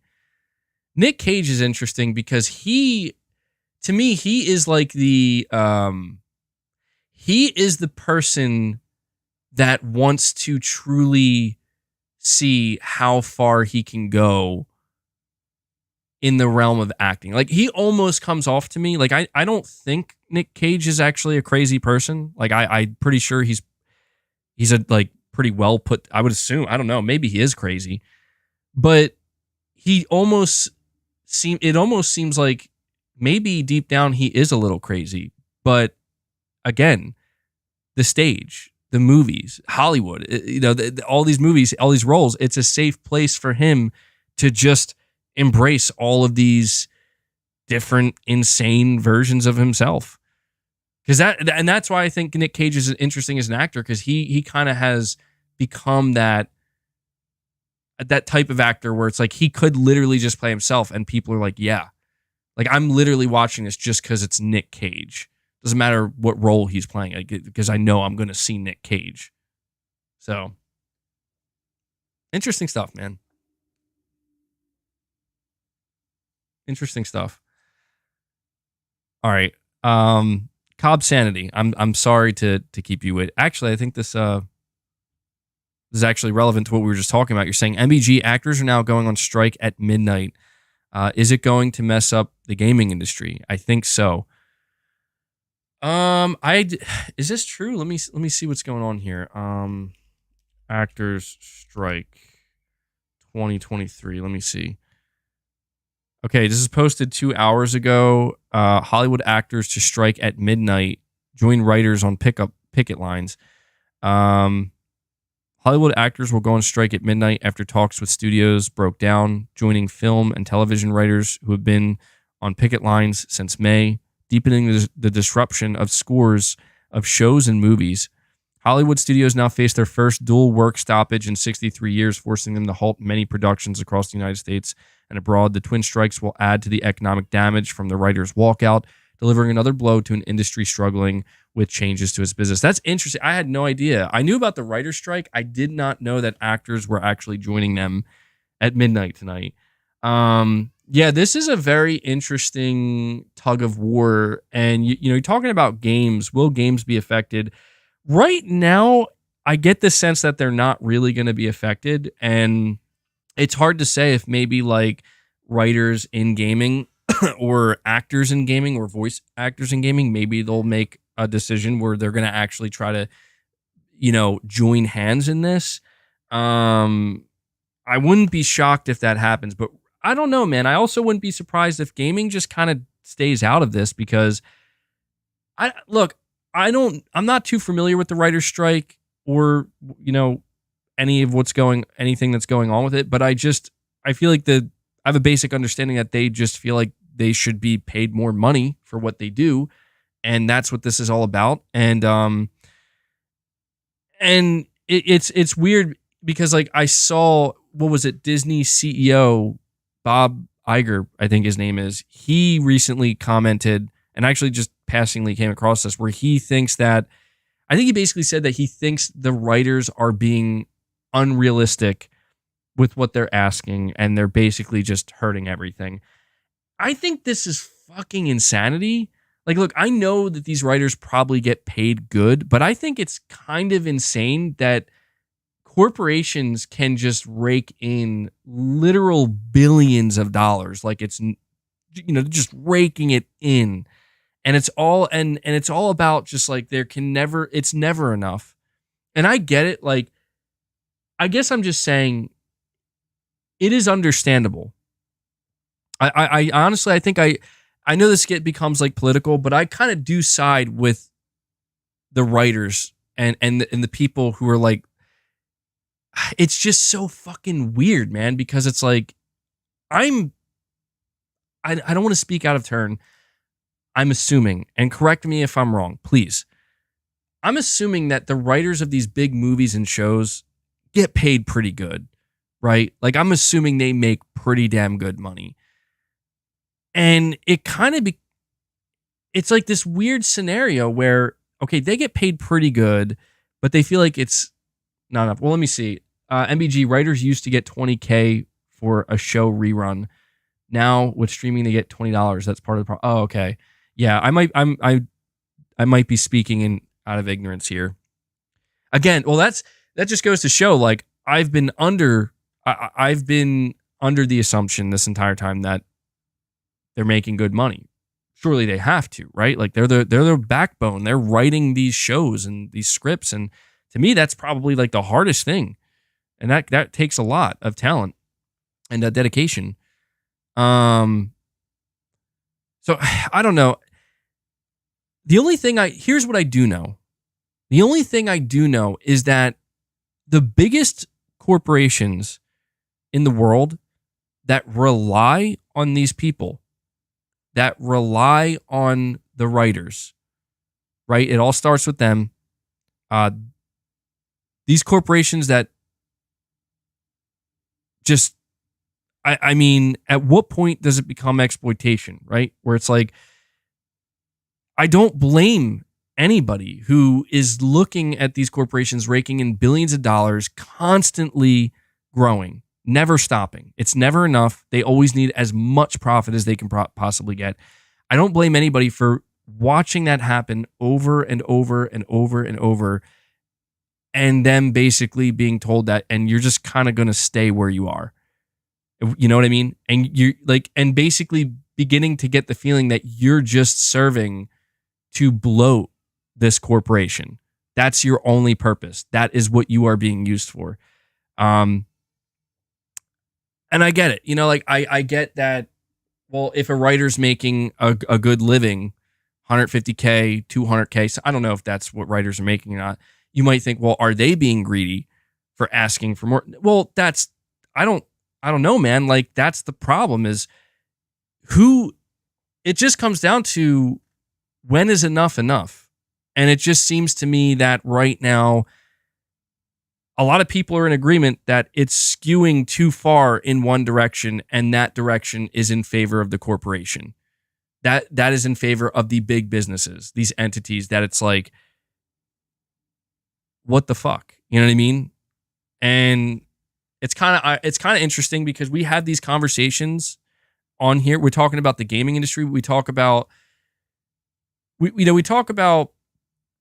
like a company like Microsoft and how they're like they're worth trillions of dollars, literally, and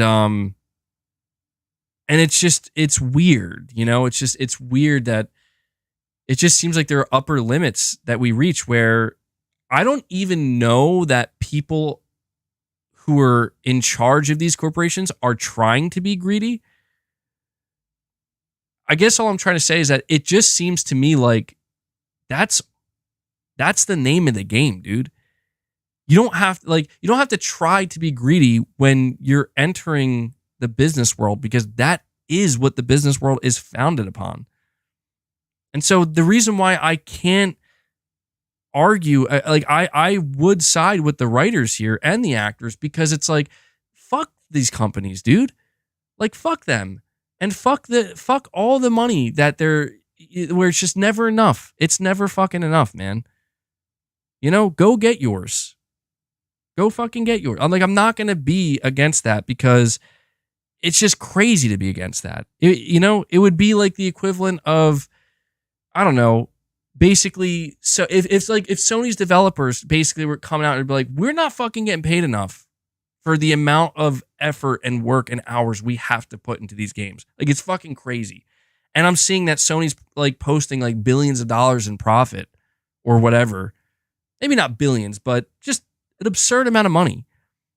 Yeah, I'm going to say, like, dude, Sony, you need to compensate. You need to take care of your workers, man. You need to take care of the people. You need to take care of the fucking backbone of your business. And the backbone of your business are the people who are building it, man. The people who are putting their blood, sweat, and tears into it. It really, the thing that's weird to me is that it seems like people who are artists, they have like a burden they have to bear, which is crazy, because it's like the burden is, well, you love art, but and because of that, like, it's just kind of been a story since the beginning of time, right? Like, the person that is the most passionate, the person that is not actually really in it for just the money, is the one that gets exploited by those who are only in it for the money. And that shit, it's just wrong, man. It's not wrong for a person, and it kind of, and that's where it's weird. It like kind of puts these people in these, puts artists and people who have the talent, it puts them in these weird, awkward positions where it's like, they're probably not even asking for that much, dude. Because I know what that's like, to be passionate about something, to just, it's not just about money at the end of the day. It's not just about, I need to make the most money, and that's the only focus and the only goal. A lot of times people want to do things for the love of it, because they care about it genuinely. And I just find it difficult to believe that these are the people that are asking for the most, because they're probably not. They're probably not. They're probably just asking for something that sounds fucking fair. And if there's one thing that I've learned over the years, is that these corporations and these people who are in charge of running them, and these people that the only thing is they have to keep their shareholders happy, they're not fucking concerned about what's fair. That's for damn sure. So good on them, man. MBG, sell your soul to Xbox and get on those private jets, bro. Yeah, and Microsoft, come on, fly me out. You're saying people chewing out writers got no idea how hard it is to write a 30-minute script every week without fail. Dude, I'm telling you right now, I'm not that person. When I watch, this is just how I am. I like to know how things are constructed, things that I find entertaining, and I'm watching. Like, when I watch a good show, I genuinely do pay attention to the writing, and I think about it, and I actually really think, like, could I come up with that? And I realize, fuck no, I couldn't. That shit seems hard as hell, man. And this is where I'm saying, like, I'm not saying a CEO running a business doesn't have a hard job. I'm just saying it's like, things should be respected a little bit more. Things like that. I do. I'm not saying it's like, damn, man,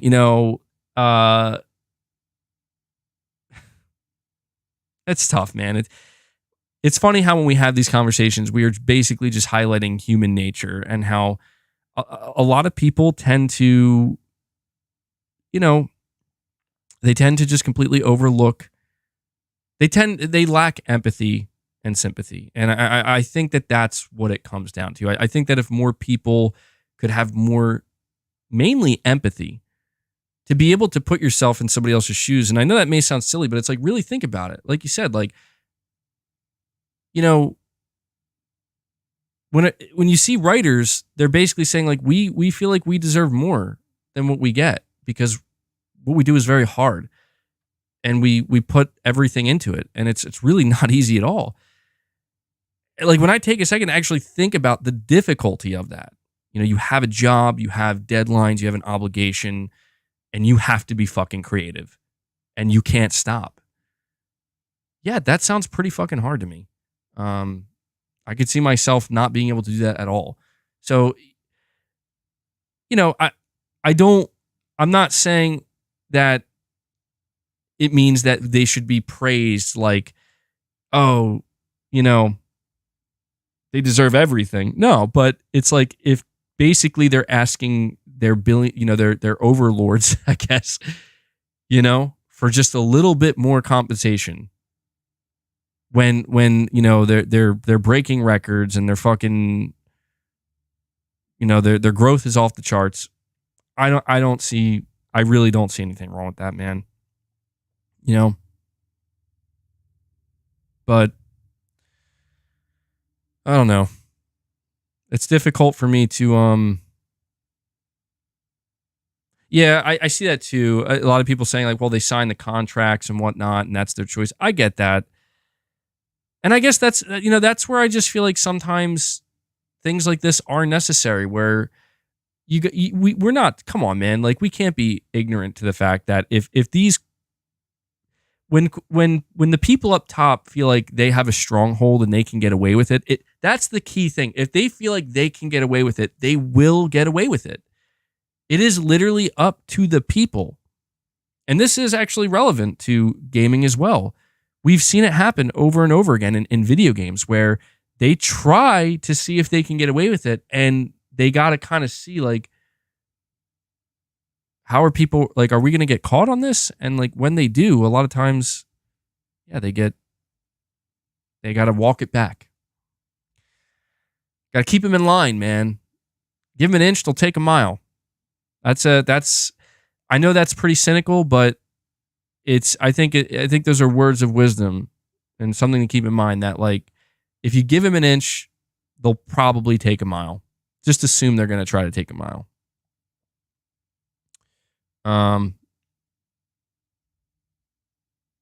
Yeah, they'll always push the boundary. They'll always push the envelope, man.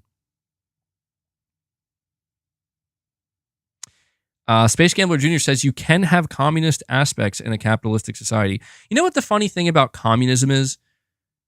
The ultimate irony about communism is it's the biggest flaw, but the ultimate like actual realization of what humans could never do. That, like, to me, that is the irony of communism, because like true communism is essentially a utopia where everybody is treated like everything is completely even and everybody is on the exact same page. And it sounds like, again, it sounds like heaven practically. Like it just sounds like the Garden of Eden. It's like, well, how can that go wrong? I mean, do you really need to ask, how can that go wrong? Look at human nature, man. Look at just nature in general.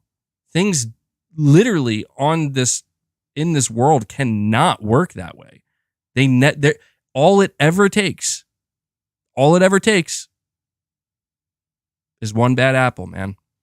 And there will always be that bad apple. And that's why communism has led to, I mean, anytime there have been like communist nations, I know it's just weird that we're going on this conversation, but anytime there have been, you've like seen how it just immediately goes to shit. And you know why it immediately goes to shit? Because somebody, the bad apple, says, well, everybody here is pretty much in agreement and everybody wants to just do things this way. Well, I mean, if anything, communism essentially allows the bad apple to rise to the top. As weird as that sounds, that's pretty much what happens every time, man. It's what happens every time, at least with communism. And it just never works out. It's not. Humans are not meant to. If humans are meant to create a utopia and create like a perfect world where everything is fair and everything is equal, and there are no more bad apples, well, I think AI is going to be. We're gonna have to be taken over by the machines, bro. We're gonna have to be taken over by the machines. And the thing about capitalism seems like it is the perfect answer. Where it's like, well, look, communism can't work, capitalism can, and capitalism is an interesting thing because it does work until it starts to reveal aspects where it's like, well, how long can it work? How far can this go? And you start to realize that with capitalism, it starts to go in one direction. Because that's the thing about capitalism. It only goes in one direction. And if you actually kind of look at what's been going on in America and the politics surrounding it and everything, it's obvious that we have gone into an extreme, late stage capitalism, I guess you could say. It's gone into an extreme direction. And there's essentially this kind of like tug of war that has emerged from this. And it is that kind of, okay, well, like, how much do we alter this? And if we alter this capitalism too much, does it become socialism? Does it become communism? If we take any aspects of those and inject them into our capitalistic society, then are we fucking up? And it's then people basically pick their sides, and then they start fighting each other. And I don't know, man. The world is a crazy place. The world is a crazy place. That is what I do know. And there is no perfect be all end all answer, unfortunately. Sometimes I think maybe that is what humans throughout generations were trying to work towards. I don't know if we're going to reach that. It is kind of fitting that I'm having this conversation after watching Terminator 2, because the idea of Terminator 2 is an AI, a super advanced AI that ultimately determines human beings are shit, bro. Like, you guys got to go, because you all you do is you're destined to destroy yourself. So we're just gonna get it over with. And it's just so topical today because look at where we are headed with AI now. Look at where AI is now. And I mean, look, man, it's I know it's going to sound a little bit of like a controversial take here, but no offense to anybody's religion or anything like that. And, hopefully you don't take it anyway, but there's this song that comes to mind. It's actually an Avenged Sevenfold song, and the song's called Creating God. And I always just that idea of like creating God. And I think about like the creation of AI. I don't know, man. You almost wonder, like, are human beings in the process of attempting to literally manifest what we can eventually call God? Now that's some deep shit. I don't have the answer to that, but it's fucking scary to think. It is. So anyway, about Spider-Man 2. No, I'm just kidding. Oh, man.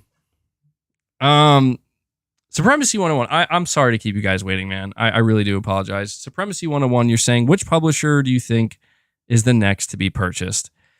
Everybody seems to think that Sega. Everybody seems to think it's going to be Sega. Oh my God. Illegal Monkey, bro. That is a horrifying sentence you just typed. And yet I could actually see how that could be a thing. That is man, creepy shit. MBG gained a temporary intelligence buff of plus 200. It's the water today, man. I drank water. Coffee lowers my intelligence. No, you're saying it's our natural evolution, even if we cease to exist. Jeez, man, we're about to get real deep up in here. Anonymous Boss, you're saying, yo, MBG, imagine in the PlayStation 6 era if they remake Killzone and it's for sale for $75, but the game is a masterpiece. That would be crazy, right? Dude, I love Anonymous Boss's super chats because he just like comes in and he's like, I just get the feeling like Anonymous Boss is sitting there just like daydreaming about like these amazing future games that could occur. And he's just like, yo, I got to tell MBG about this right now, bro. I love it, man. I love that because that would be awesome. I'm telling you right now, if a PlayStation 6 comes out with a brand new Killzone, like a cutting edge Killzone FPS, you know, with how much Guerilla has improved with their, you know, everything they've learned with making Horizon, bringing back that FPS expertise. I think people would love that. I don't know that it'll happen though, man. Domingo813 comes in with a very sobering and grounding super chat and says, I just want to live in an MBG Hatless world. One day, man. One day your dreams shall come true, Domingo. I bet you it will. It's just a matter of time, man. Just like AI. My hat, my hairline, it's just like AI. It's just a matter of time. All will be revealed. I appreciate, you know what? I do want to give a shout out though,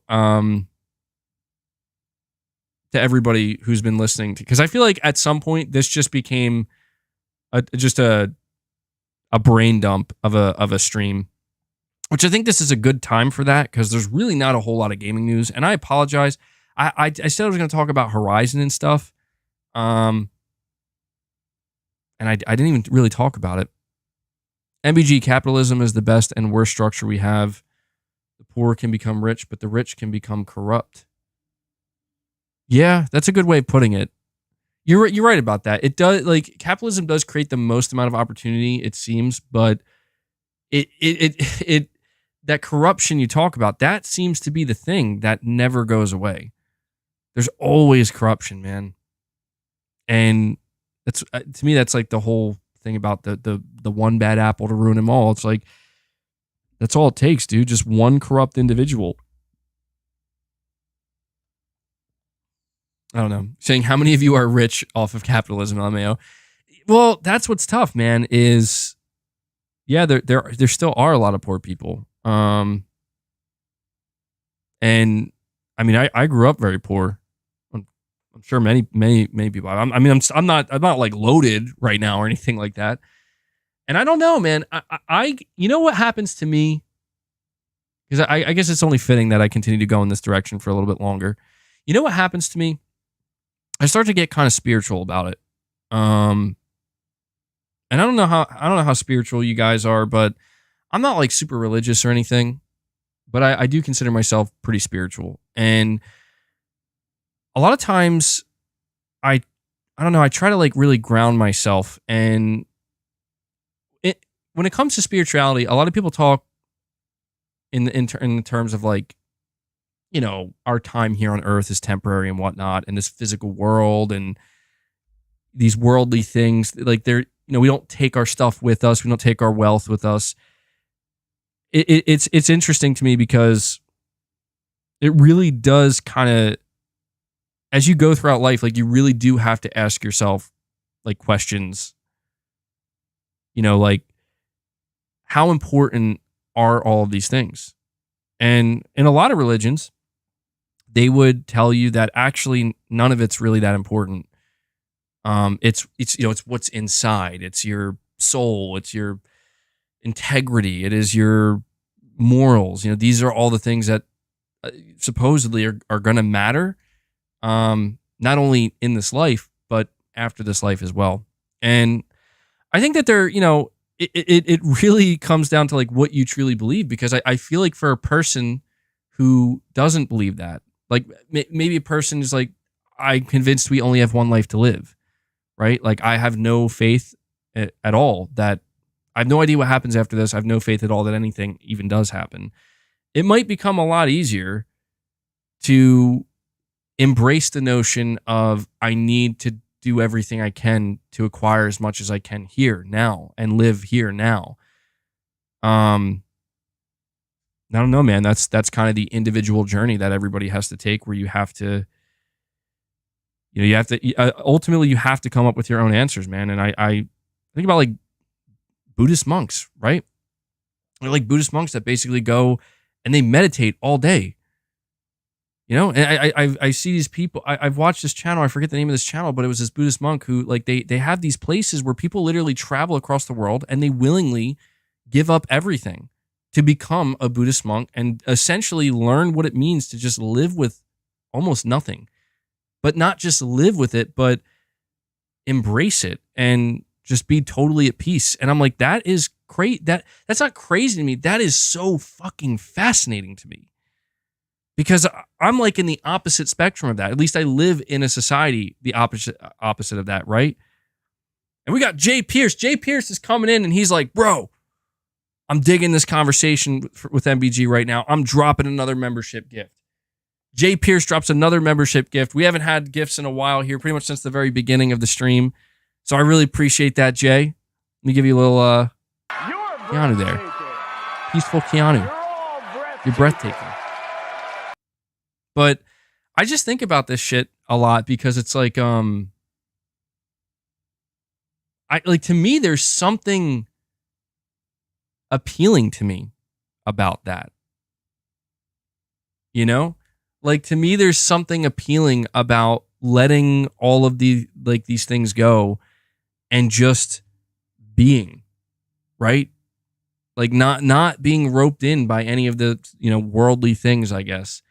And I think about this a lot, man. And to me, there's something to that. There's something to that. Judging by your behavior in this life, you're going to be reincarnated as Phil Spencer's shoes. No. I wonder if reincarnation is real. The idea of reincarnation, especially because I play video games, is a very fascinating one, because reincarnation is literally real life respawning, essentially, which is crazy because that's what you do in games, right? You die and you respawn. You're saying it's kind of privileged to be able to ignore what's going on in the world. Not necessarily. It depends on your viewpoint, because I kind of get what you're saying, where it's like, I think we are conditioned. Actually, I'll be honest, Fiemery, I think I completely agree with that. I think more than ever, we are conditioned to pay attention to shit that does not affect us, or, hold on, really doesn't serve any actual purpose other than to alter your state of mind.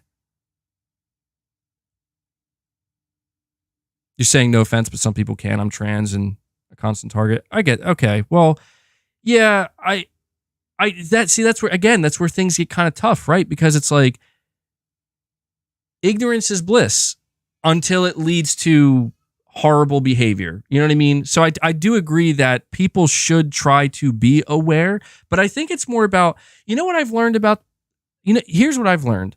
More people would do well to look internally, like to basically look at themselves and really ask themselves some difficult questions. And I've learned to do that a lot. And we watch so many people argue and fight and just completely, some people take it to the absolute extreme, unfortunately. And I just think to myself, like, what if this person just sat down with themselves and really thought about what they're doing, why they're doing it, and what it may lead to. And if that's really what they want. Because it seems to me that so many people are just, they're blinded by what's right in front of them. Like, they don't actually think about what it is. Like, really think. What is the motivation behind this? What is the purpose? What is the end goal here? Where are you headed? Where do you think you're headed? And I think a lot of people believe that they are justified because, and they really think that their intention is good. And they think that where they're headed is somewhere good. But there's also fear. there's also always this fear of, well, I don't know, like, I think what I'm doing is good, but that person over there is doing something completely different, and I'm pretty sure that's bad. I'm pretty sure that's going to be bad. You see what I'm saying? And it's just like, but that person over there literally thinks the opposite. Like, they truly believe they're going to a better place. And I just think it's kind of ironic that the people who were fighting, not everybody, because there are some bad fucking people out there, dude. There are some evil people. But the greatest irony is that most people who were fighting with one another actually have the same intention. And that is, I just want to live a better life. I just want things to be better than they are. And I don't, and that's, I don't know, man. It always comes back down to, all right, I'm going to read this super chat, and then I have an interesting question for you guys. I think listen, I want some feedback on this stream. Okay. I know it's not really gaming. I know like only the first half of the stream is gaming focused. If you guys want me to start doing like some separate, just like different types of streams, I think I would love to do that. But I don't want to do it if it's just going to totally not, if most people are just be like, what the hell, man? This ain't a gaming channel. Maybe I can make a second channel. I don't know. Shadowlink, you're saying when you master the mind, you become powerful. You can hyper-focus on anything you choose, making success more quickly and easily attainable. Choose something, put your all into it until you make it.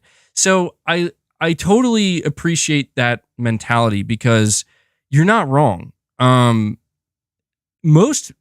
Almost everybody who struggles to find what we would consider, and that's where it's tough because it depends on what you consider success. Like the way you didn't mention it. You didn't mention money. You didn't mention like, anything physical necessarily. So what you're saying could definitely be interpreted on a more spiritual level. It really just comes down to what people are trying to strive for. And most people who struggle to achieve anything, it could be, I want to make more money. It could be, I want to, better home. It could be, I want to be a better person. It could be, I want to take better care of my health.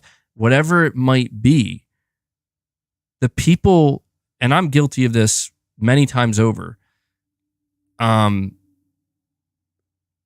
people who lack discipline, the people who have not been able to master their mind to any capacity and just have no strength in that area, they are the ones that fail. Not only the hardest, but the most consistently. And the worst type of, I'll be honest, man, to me, the worst type of person, and this actually leads me to the next question I want to ask you guys. The worst type of person is the type of person who lacks the awareness to be able to even see that they are the cause of their own suffering. Because those people, and we all know these types of people, those are the types of people that go around blaming everyone and everything else, and they never stop. They have no awareness at all. Like, they don't realize, like, whoa, what about me, though? Like, what am I doing? Am I contributing to my own misery? And a lot of times, they are. And in fact, the people I'm describing, like, they're actually usually the source of other people's misery, unfortunately. And there's just nothing anybody can do about it because it's like, how do you make that person realize? How do you make them see? What items is MBG carrying? I love that. You're saying that's literally everyone, to be honest? Yeah. To a degree, yes. I think, but see, isn't that the difference maker, though? Those that can acknowledge it and take accountability versus those who don't even see it. And I wanted to ask you guys this question. Has anybody ever felt like I'm not asking if you believe there are truly evil people, because I'll tell you right now, I believe there are truly evil people in the world. I don't necessarily know that I believe anybody is born evil, but I do believe there are evil people in the world. No doubt about that. The question I have is, do you feel as though you've ever known a truly evil person. And when I say no, I mean like not just like I knew like there was this person in my school or something or my class or whatever. I'm talking like they were kind of a part of your life and you feel as though that they were truly evil, like in their heart. Sorry, I'm just seeing some interesting replies. I've been pondering this question. Probably yourself. Ooh, that doesn't sound good, man. Like tax collectors. That's a good one. That's a good one. Saying you knew a dude evil to his core. It's really it's really interesting because I've been thinking about this lately, and yeah, I feel like I can relate. I feel like I know someone, or I knew someone who really is maybe that, and it's just it's interesting because it's, I don't know, maybe saying evil is a scale. Yeah. Things are not as clear as it's just black and white. You know, it's never that clear. I do agree. There are different degrees. You know, I mean, you know, it's a tough thing to even quantify, and let alone we have to create these different levels, but we do though. Damn, Space Gambler Jr., that's fucking. I'm not going to read that, but that is now that's actually, yeah, that is straight evil.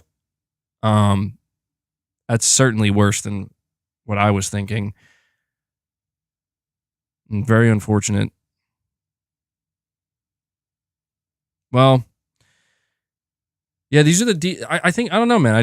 I think about these things a lot. I think about all different types of stuff, and and I guess this will be a good place to kind of like, you know, bring the stream to an end. I don't know that I necessarily seek answers anymore with things in life.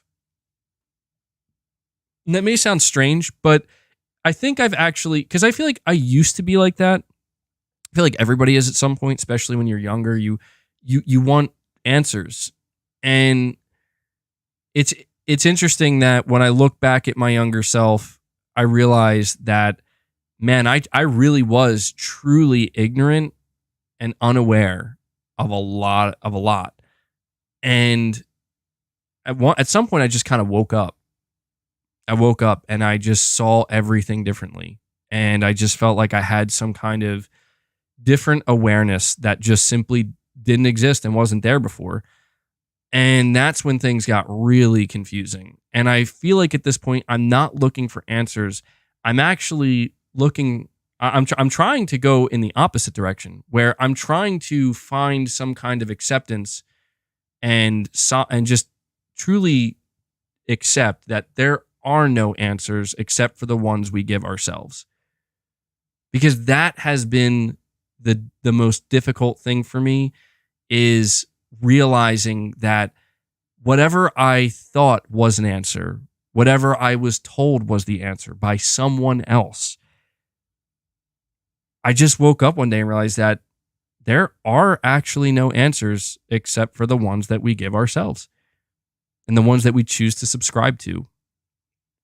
Then it's, you know, and to me that is the, you know, I've explored all different things. I've explored religions. I've always had a great fascination with our universe, space, you know, what the fuck is out there? Are there any answers out there? Interesting. I think talking about gaming is maybe keeping you back in a place you are no longer in, MBG. Yeah, I see what you're saying there. It's the name of the game though, man. Maybe not necessarily. You're not totally wrong. Like I think that I get caught up gaming, not video games, but being involved in like the conversation of like the gaming industry and all the even all the nonsense and stuff that goes with it, it in a way kind of keeps me grounded. You know what I mean? You're saying going to have to disagree, MBG. There is objective truth.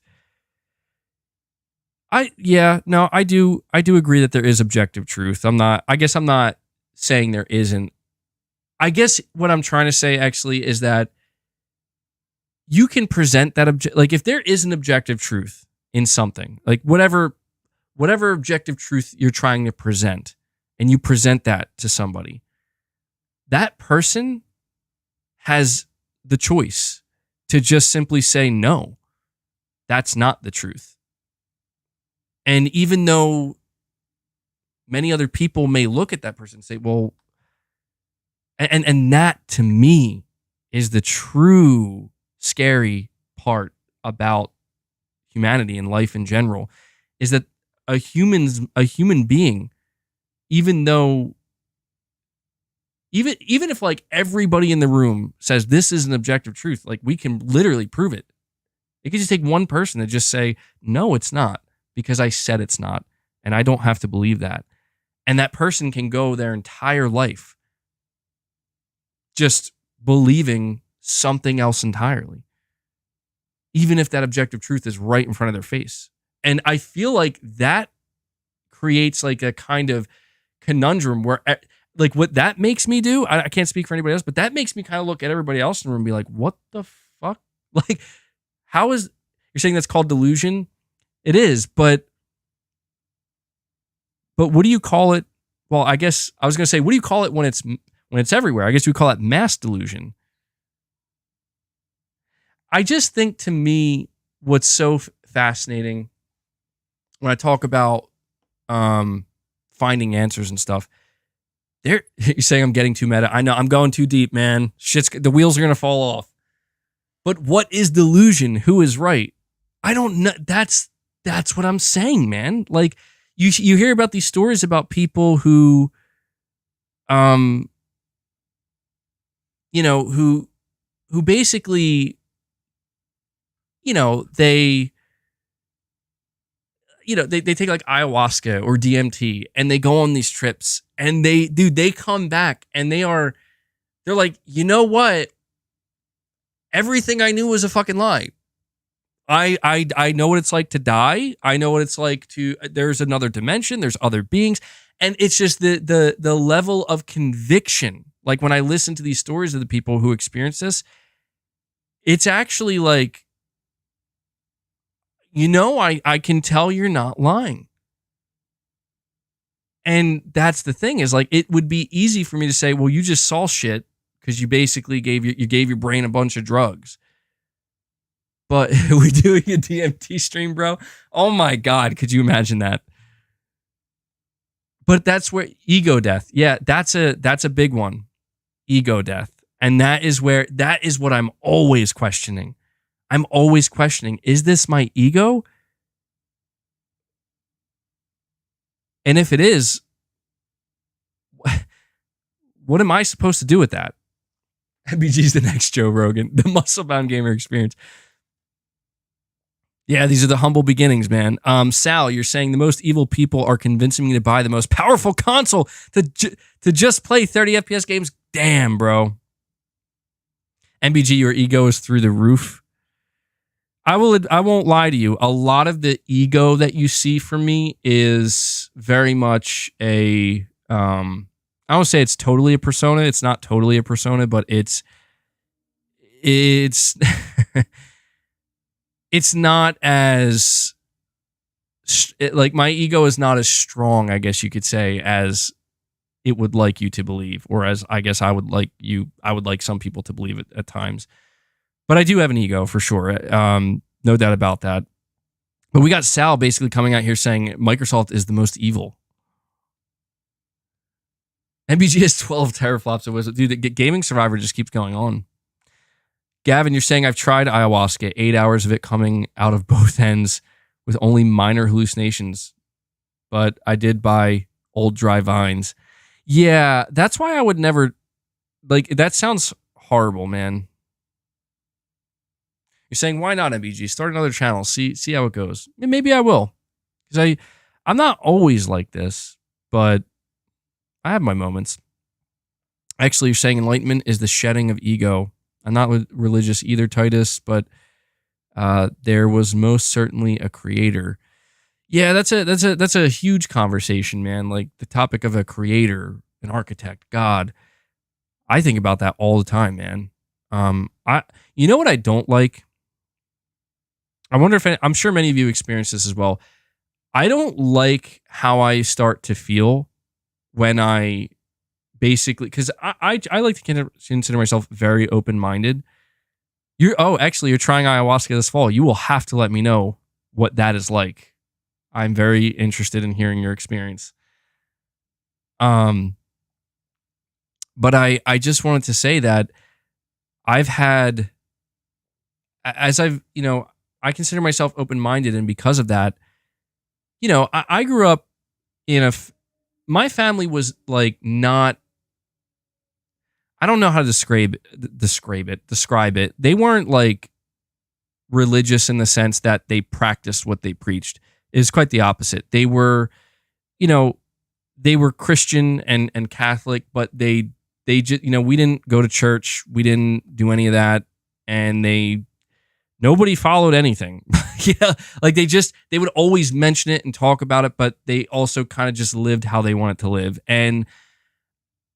But I've also been exposed to many people and many families who've done the opposite of that have had like that structure, that religious structure. And when I was younger, I definitely considered myself a Christian, but as I've gotten older, I don't want to say that I don't consider myself a Christian. Maybe this will offend some people, but I just exist in this space where it's like, I'm totally open to that being real and the truth, but I'm just as open to it being nothing. And just, I'm the type of person that I am open to the idea of all religion being just kind of either A, like none of this is real, or B, the opposite, where it's actually all kind of interconnected and all major religions are essentially trying to teach you something that human beings are meant to learn. You know what I mean? Like that's kind of how I view things, and I cannot bring myself to just believe in one single thing and follow one single thing, because I always find myself questioning, but what about all these other things? I'm just supposed to believe they're all completely wrong? You know what I mean? So where was I going with this? Geez, I feel like I really went off the rails here. You're saying you read the Bible in prison, had a spiritual experience beyond drugs. Saying research about Islam. So you talk about spiritual experiences. I've had some spiritual experiences. Oh man, I could do a whole stream talking about some of the spiritual experiences I had that, I mean, some crazy shit, dude. Like, one of the things I'm referring to, I don't know. You talk about going to sleep and dreaming. How many people believe in astral projection? Okay. I don't know how many people believe in that. I didn't know what it was.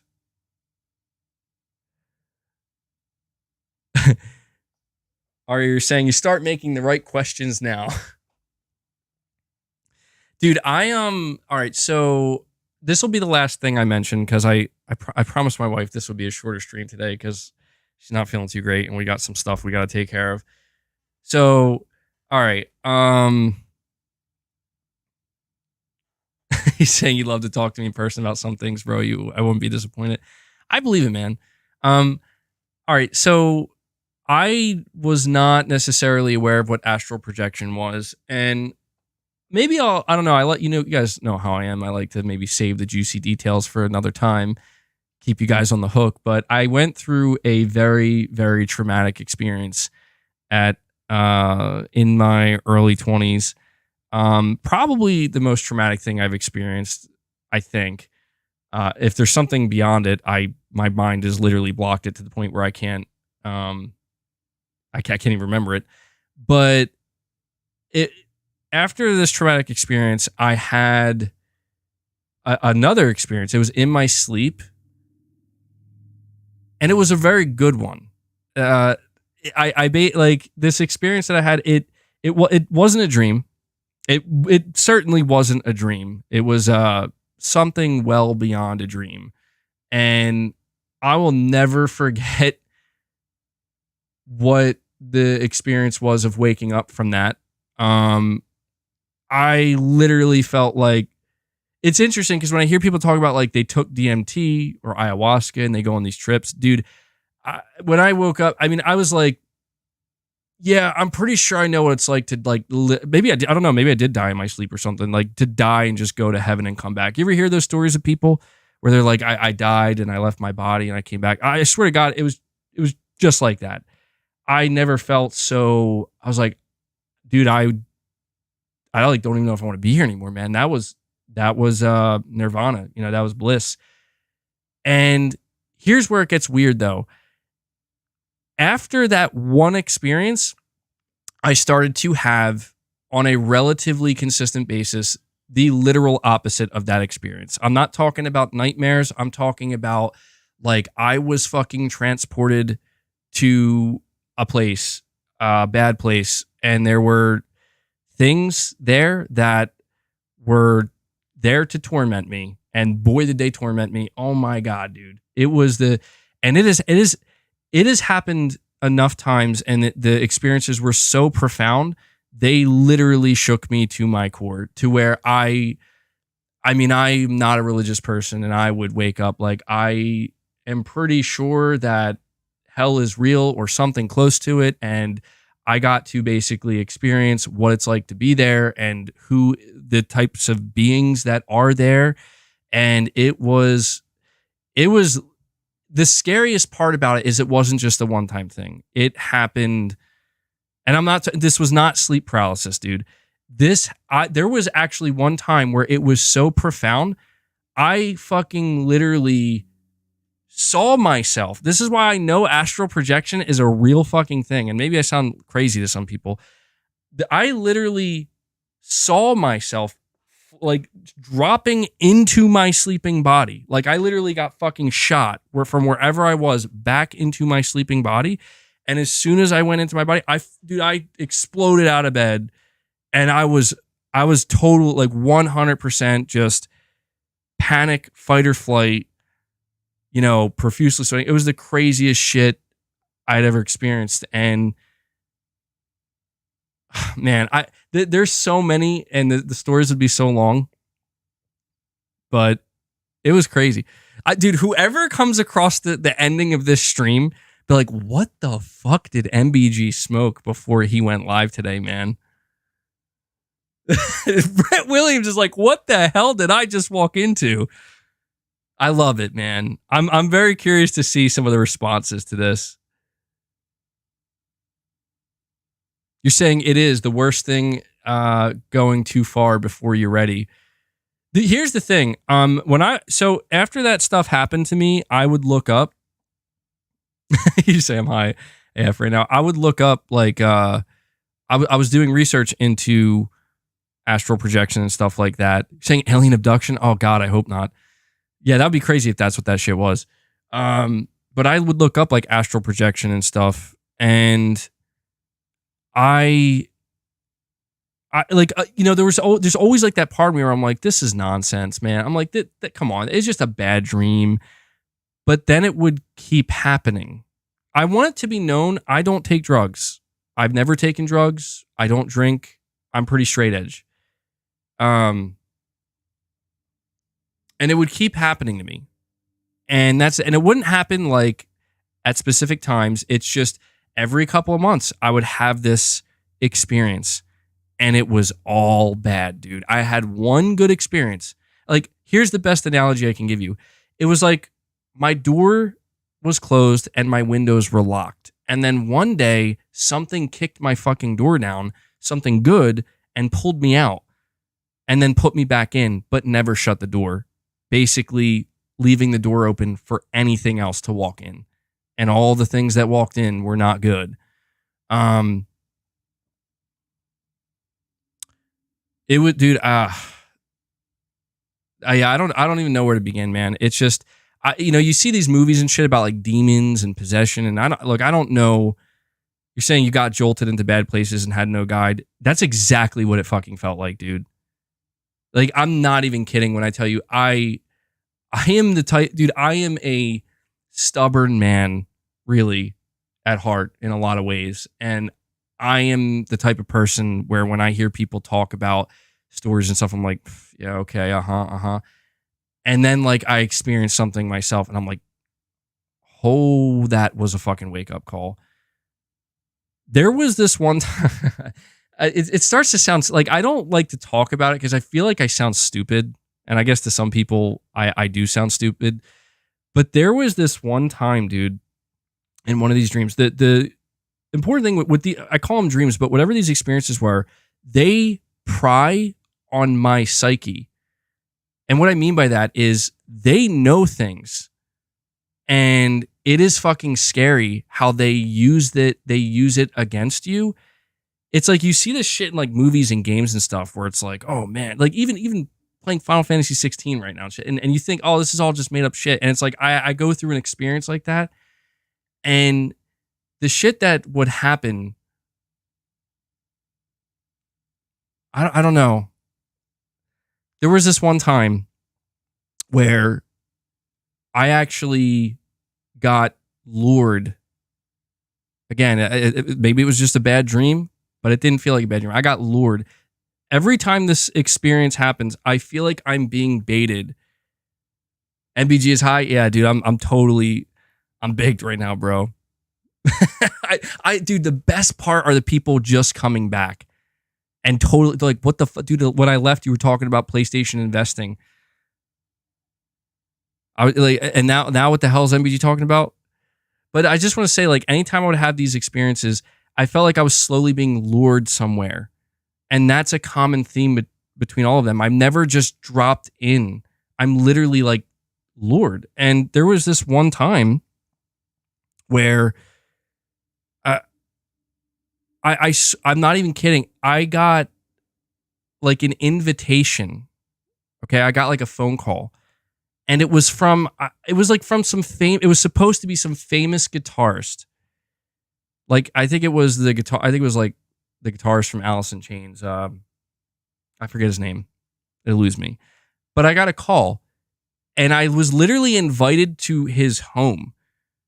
And I was like, oh shit, this is amazing. And as soon as I agreed to it, in an instant, I was basically like teleported to a big, it was like a big mansion, but it was snowy outside. It was, yeah, Jerry Cantrell. I don't know why Jerry Cantrell, bro. This is where I'm saying, like, that's not me. I'm not, there's like 15 other guitarists that are come before Jerry Cantrell in terms of like who I'd want to go meet first. No offense. I love Jerry Cantrell, but that's what I'm saying. This is how I know that shit's not me. Anyway. And I was instantly teleported to this big mansion, and it was all white, and I was alone, and it was freezing outside. It was cold. It was like the dead of winter, and it was gray. There was snow everywhere. It was snowing. And I just went into the house. And as soon as I walked into this house, this is what I'm talking about. As soon as I walked into this house, I was in, like, this wasn't my own head anymore. There was it felt like a spirit of some kind. It felt like I could feel this energy. There is the person who is here right now was a killer, like somebody who murdered people. And it was just being conveyed to me. And I was instantly shook. I was like, oh, fuck. What am I doing here? How do I get, it sounds like Microsoft headquarters. You're saying, bro, it's video games. It's your brain is fried. Take it. Keep in mind, this was like a couple years ago. And I think I was actually probably playing video games a lot less. But dude, when I entered this, if anything, maybe this is just a fun nightmare that, I'll tell you guys this crazy nightmare I had one time. And then when I was in this home, I could sense this energy. And then suddenly there's this figure, there's this person like standing at the end of a hallway. And I just knew immediately. I'm like, this is a fuck. I don't know why I'm here. I don't know what this guy is. He wants to fucking kill me. And I know this dude's a killer. Like, I got to get out of here. And he started chasing me, and I ran out the back of the fucking mansion. Yeah, it was Kojima, dude. And when I ran out of the back of the house, suddenly, and this is how I know, dude, whatever the hell was going on in my fucking head, again, maybe it didn't feel like it was in my own head. There was a fucking tree house. This is how trippy this shit gets. There was a tree house, and it was really fucking tall. Like, this was like the largest fucking tree house ever. And this tree house was so fancy. It had wraparound steps. But I noticed at the top of the treehouse, it was really, really bright. It was really bright. And I just felt like drawn to it. And I just ran up the steps. And when I entered this treehouse, it was like Snake Eater. It was like Snake Eater. I'm like climbing that ladder. When I entered this treehouse, it was really bright inside. Bright lights everywhere. And it felt warm. It felt cozy. It was really nice. And there was this person in there. And this is the shit that freaked me out. There was this person in there that I could not see them super clear. Like, they were blurry. But I felt like, I was like, I feel like I know who this is. And I can like feel their presence. And they were like communicating to me and reassuring me. Like, they basically were telling me, you're totally fine. Like, you are not, this is all not real. And you are 100% in control. And whatever you imagine, like whatever you want to think, you can make it a reality. You just have to believe it. And I was just like, I didn't feel like, I was like, are you sure about that? And they're like, yes, trust me. Like, believe me, 100%. And I just was like, okay. And so I left. And as soon as I left, I was like, as soon as I got to the bottom of the steps, this is what happens when you hit leg day too hard. Yeah. As soon as I left, I was teleported right back into the house. And everything was dark again. Everything was fucking terrifying. And I knew that this, whatever this thing was out for me. But I was just like, I didn't feel afraid anymore because I was like, well, I was told that I can do anything. And so out of nowhere, it looked like a man. I couldn't make out that it was like just a black figure, like a really dark black figure, no eyes or anything, started running at me. Like, and it was like holding up its hand, like it had something. And all I did, I shit you not, my wife's gonna kill me. All I did was I just imagined to myself, I'm like, I'm gonna just kill this thing because it's running towards me and it looks threatening. And I just thought to myself, what if I just had a chainsaw right now? And dude, just instantaneously, I just like chainsawed this thing and it dissipated. And I fucking woke up like what the fuck was that? Yeah, I flexed and he crumbled away. Damn, Gaming Survivor, you're on fire. And here's the craziest shit though.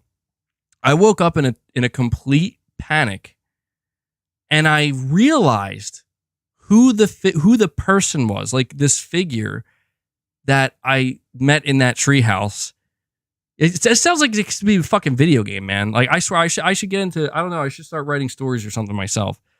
Such a gamer move. Yeah, bro, maybe it is too much video games. I don't know why it was a chainsaw too. I felt like that was overkill. And it wasn't like violent or gory or anything. It just was like, it literally almost did feel like a video game first. I'm like, holy shit. Like, as soon as I realized like I can control what happens here, it got like the whole script changed. But the thing that really stuck with me, there are two things that stuck with me. Number one is I've had nightmares many times. I've had bad dreams. I think we all, I know what those feel like. Like, I know what a nightmare is. It's not pleasant, but I know what it is. And then I know what this experience was and the others that I had like it. Man, this is just a normal Coke trip. You good? And what was so fascinating about it, and this, well, the second thing I want to let you know, and this is the most important, that figure that was in the treehouse, it took me a while to actually, because I was really thinking about this for a long time. Like, it stuck in my head. Like, I was reliving it. It felt so real. It felt so fucking real. It's like, who was that? I feel like I know who that was.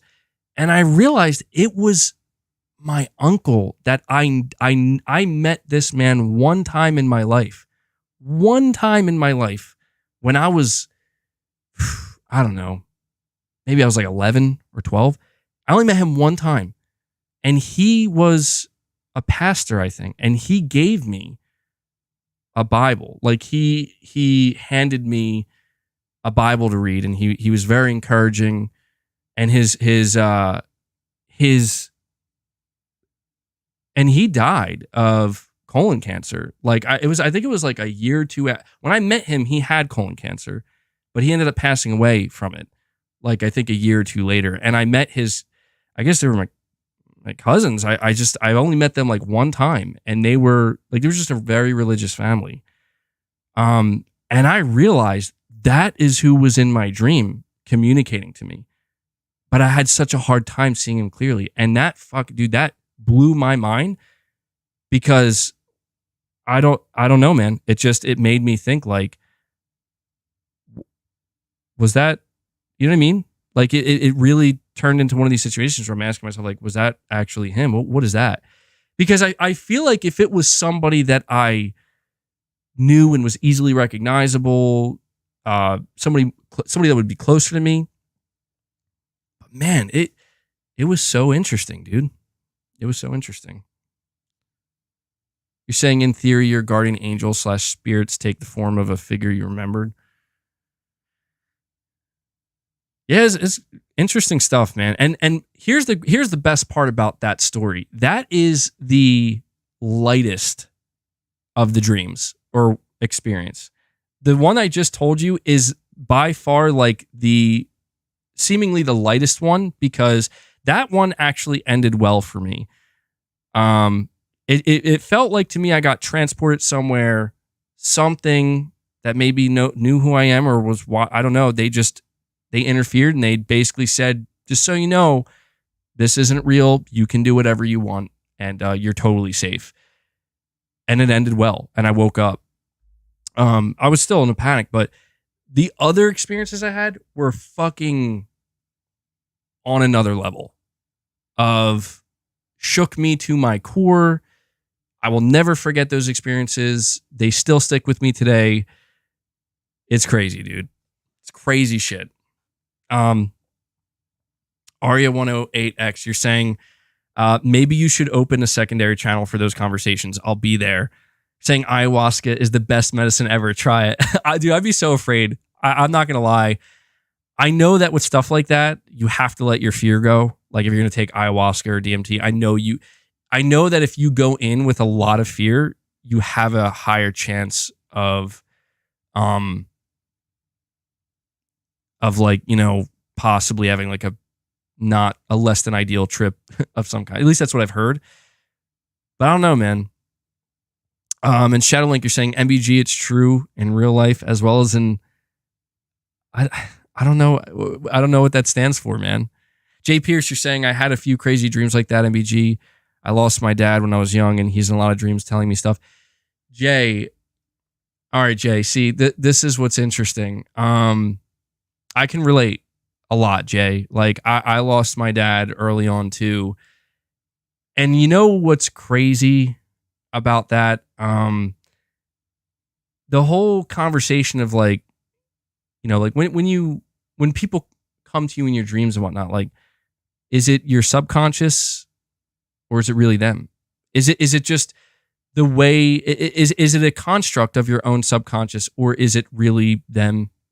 There's no way to know, but I will just say this, and this is where I'll end it, because I really, electrical impulses. Yeah, I know this has really went off the rails, but I've had many dreams with my father in it as well. And yeah, and I'm sorry to hear about your father's passing as well, Jay. Here's something interesting. I am, like I said, that type of person where if somebody comes to me and says, you know, so-and-so came to me in my dream, or I saw them in my dream, or I talked to them, I'm more inclined to just turn and say, yeah, but, you know, I probably won't say it to them, but I'll think to myself, that's probably your subconscious. You know, they're on your mind. They're on your mind subconsciously, and it presents itself in the form of a dream. And that does happen. That absolutely does happen. Here's an interesting one for you, though. What happens when you begin to discern, basically figure out the difference between, oh, okay, so this is my subconscious. And I see, the thing about your subconscious mind is when you are dreaming and people, and you have a dream, and it's basically just you're in your own mind, and your mind is presenting people to you in your dreams that you know. They present them as your mind sees them, as your mind knows them or remembers them. There was this one time, and actually, I guess I'll just say this because it's relevant. I mentioned to you guys earlier about how I had that one experience where it's like somebody kicked my door down and didn't close it, or forgot to close it on the way out. I remember when my father passed away, it was a week later, I had an experience where that was the good experience. I don't know, I'll never know if it was real, but it was like he basically came to me and brought me to wherever the fuck he was, and he was in a good place. Like wherever the fuck he was, I'm like, I would love to be there. And he didn't speak to me. He just conveyed a message. Like he literally, it's like he implanted a message. And he was just saying like, hey, I'm good, man. Like, no need to worry. Just letting you know. It was almost like literally if somebody left a voice recording in your brain. And it was weird when I woke up because I could not believe the way I felt. Like I was actually concerned. I was like, did somebody drug me? What is happening? And it was after that, all of the bad experiences happened. They were like, I never had an experience like that again. I had experiences that were that lucid, that surreal, but never that. It was like, it only went in a negative direction. And I guess I just wanted to point out that I've had many dreams of my father. MBG got roofied. I've had many dreams of my father since then, right? That I knew it was so easy to know, like, this is just a dream. Like, this is just my subconscious. Like, that is my subconscious projection of my father, even if he would speak to me or whatever. But that one experience, that was very different. And that was not, that was not a dream. And it's crazy shit. So I don't know. Maybe I'll have one tonight, man. Jay Pierce comes in, closes out the stream with another gifted membership. Thank you so much, Jay. I appreciate it, dude. I appreciate the support. And guys, I don't know, man. I think I might have to, you know what I might do? I don't know. I might have to cut out like the second half of this stream and re-upload it and title it something else. Because there are going to be people who come into this and they have no fucking idea what they're walking into. Like, they're going to think for the first hour, it's totally normal. We're just talking games. And then the next 2.5 hours, 3 hours, it just goes somewhere else. But if people really like it, maybe I could make a second channel or something. I mean, there's no, all the streams, most streams, pretty much all of them are not going to be like this. There's no gaming news, man. There's like very little gaming news. So hopefully, I hope you guys enjoyed it. Saying it was heavy. but it was real. Yeah, I really am grateful for you guys because I don't know. I don't necessarily feel vulnerable, but I definitely don't, just normally talk about stuff like this. But I do enjoy it. It's very interesting. It's something that I don't know. I feel like it helps us connect a little bit better. I mean, I know even though I just see a wall of text, I know that there are real people here hanging out with me, listening to me, chiming in, giving their own thoughts on this stuff. So, Shadowlink, you're saying best stream ever, broski. I'm glad you enjoyed it, man. MBG, let's talk about you not liking camping in the next podcast. Yeah. I have a whole podcast dedicated to it. Yeah, but that's it, man. You're saying this is your true calling, F gaming. Yeah, I don't know. I don't know that many people on the channel would agree with that. Maybe though. I don't know. I always have had an interest in this type of stuff though, but that's going to be it, guys. Yeah. So basically, just to recap, first portion of the show, we talked about Sony investing a record amount into PlayStation and their IP. Talked about some live service games. Talked about some Call of Duty. We talked about politics. We talked about the writer's strike. We talked about spirituality. We talked about religion. We talked about dreams. We talked about being in worlds that maybe aren't dream worlds. We talked about everything, man.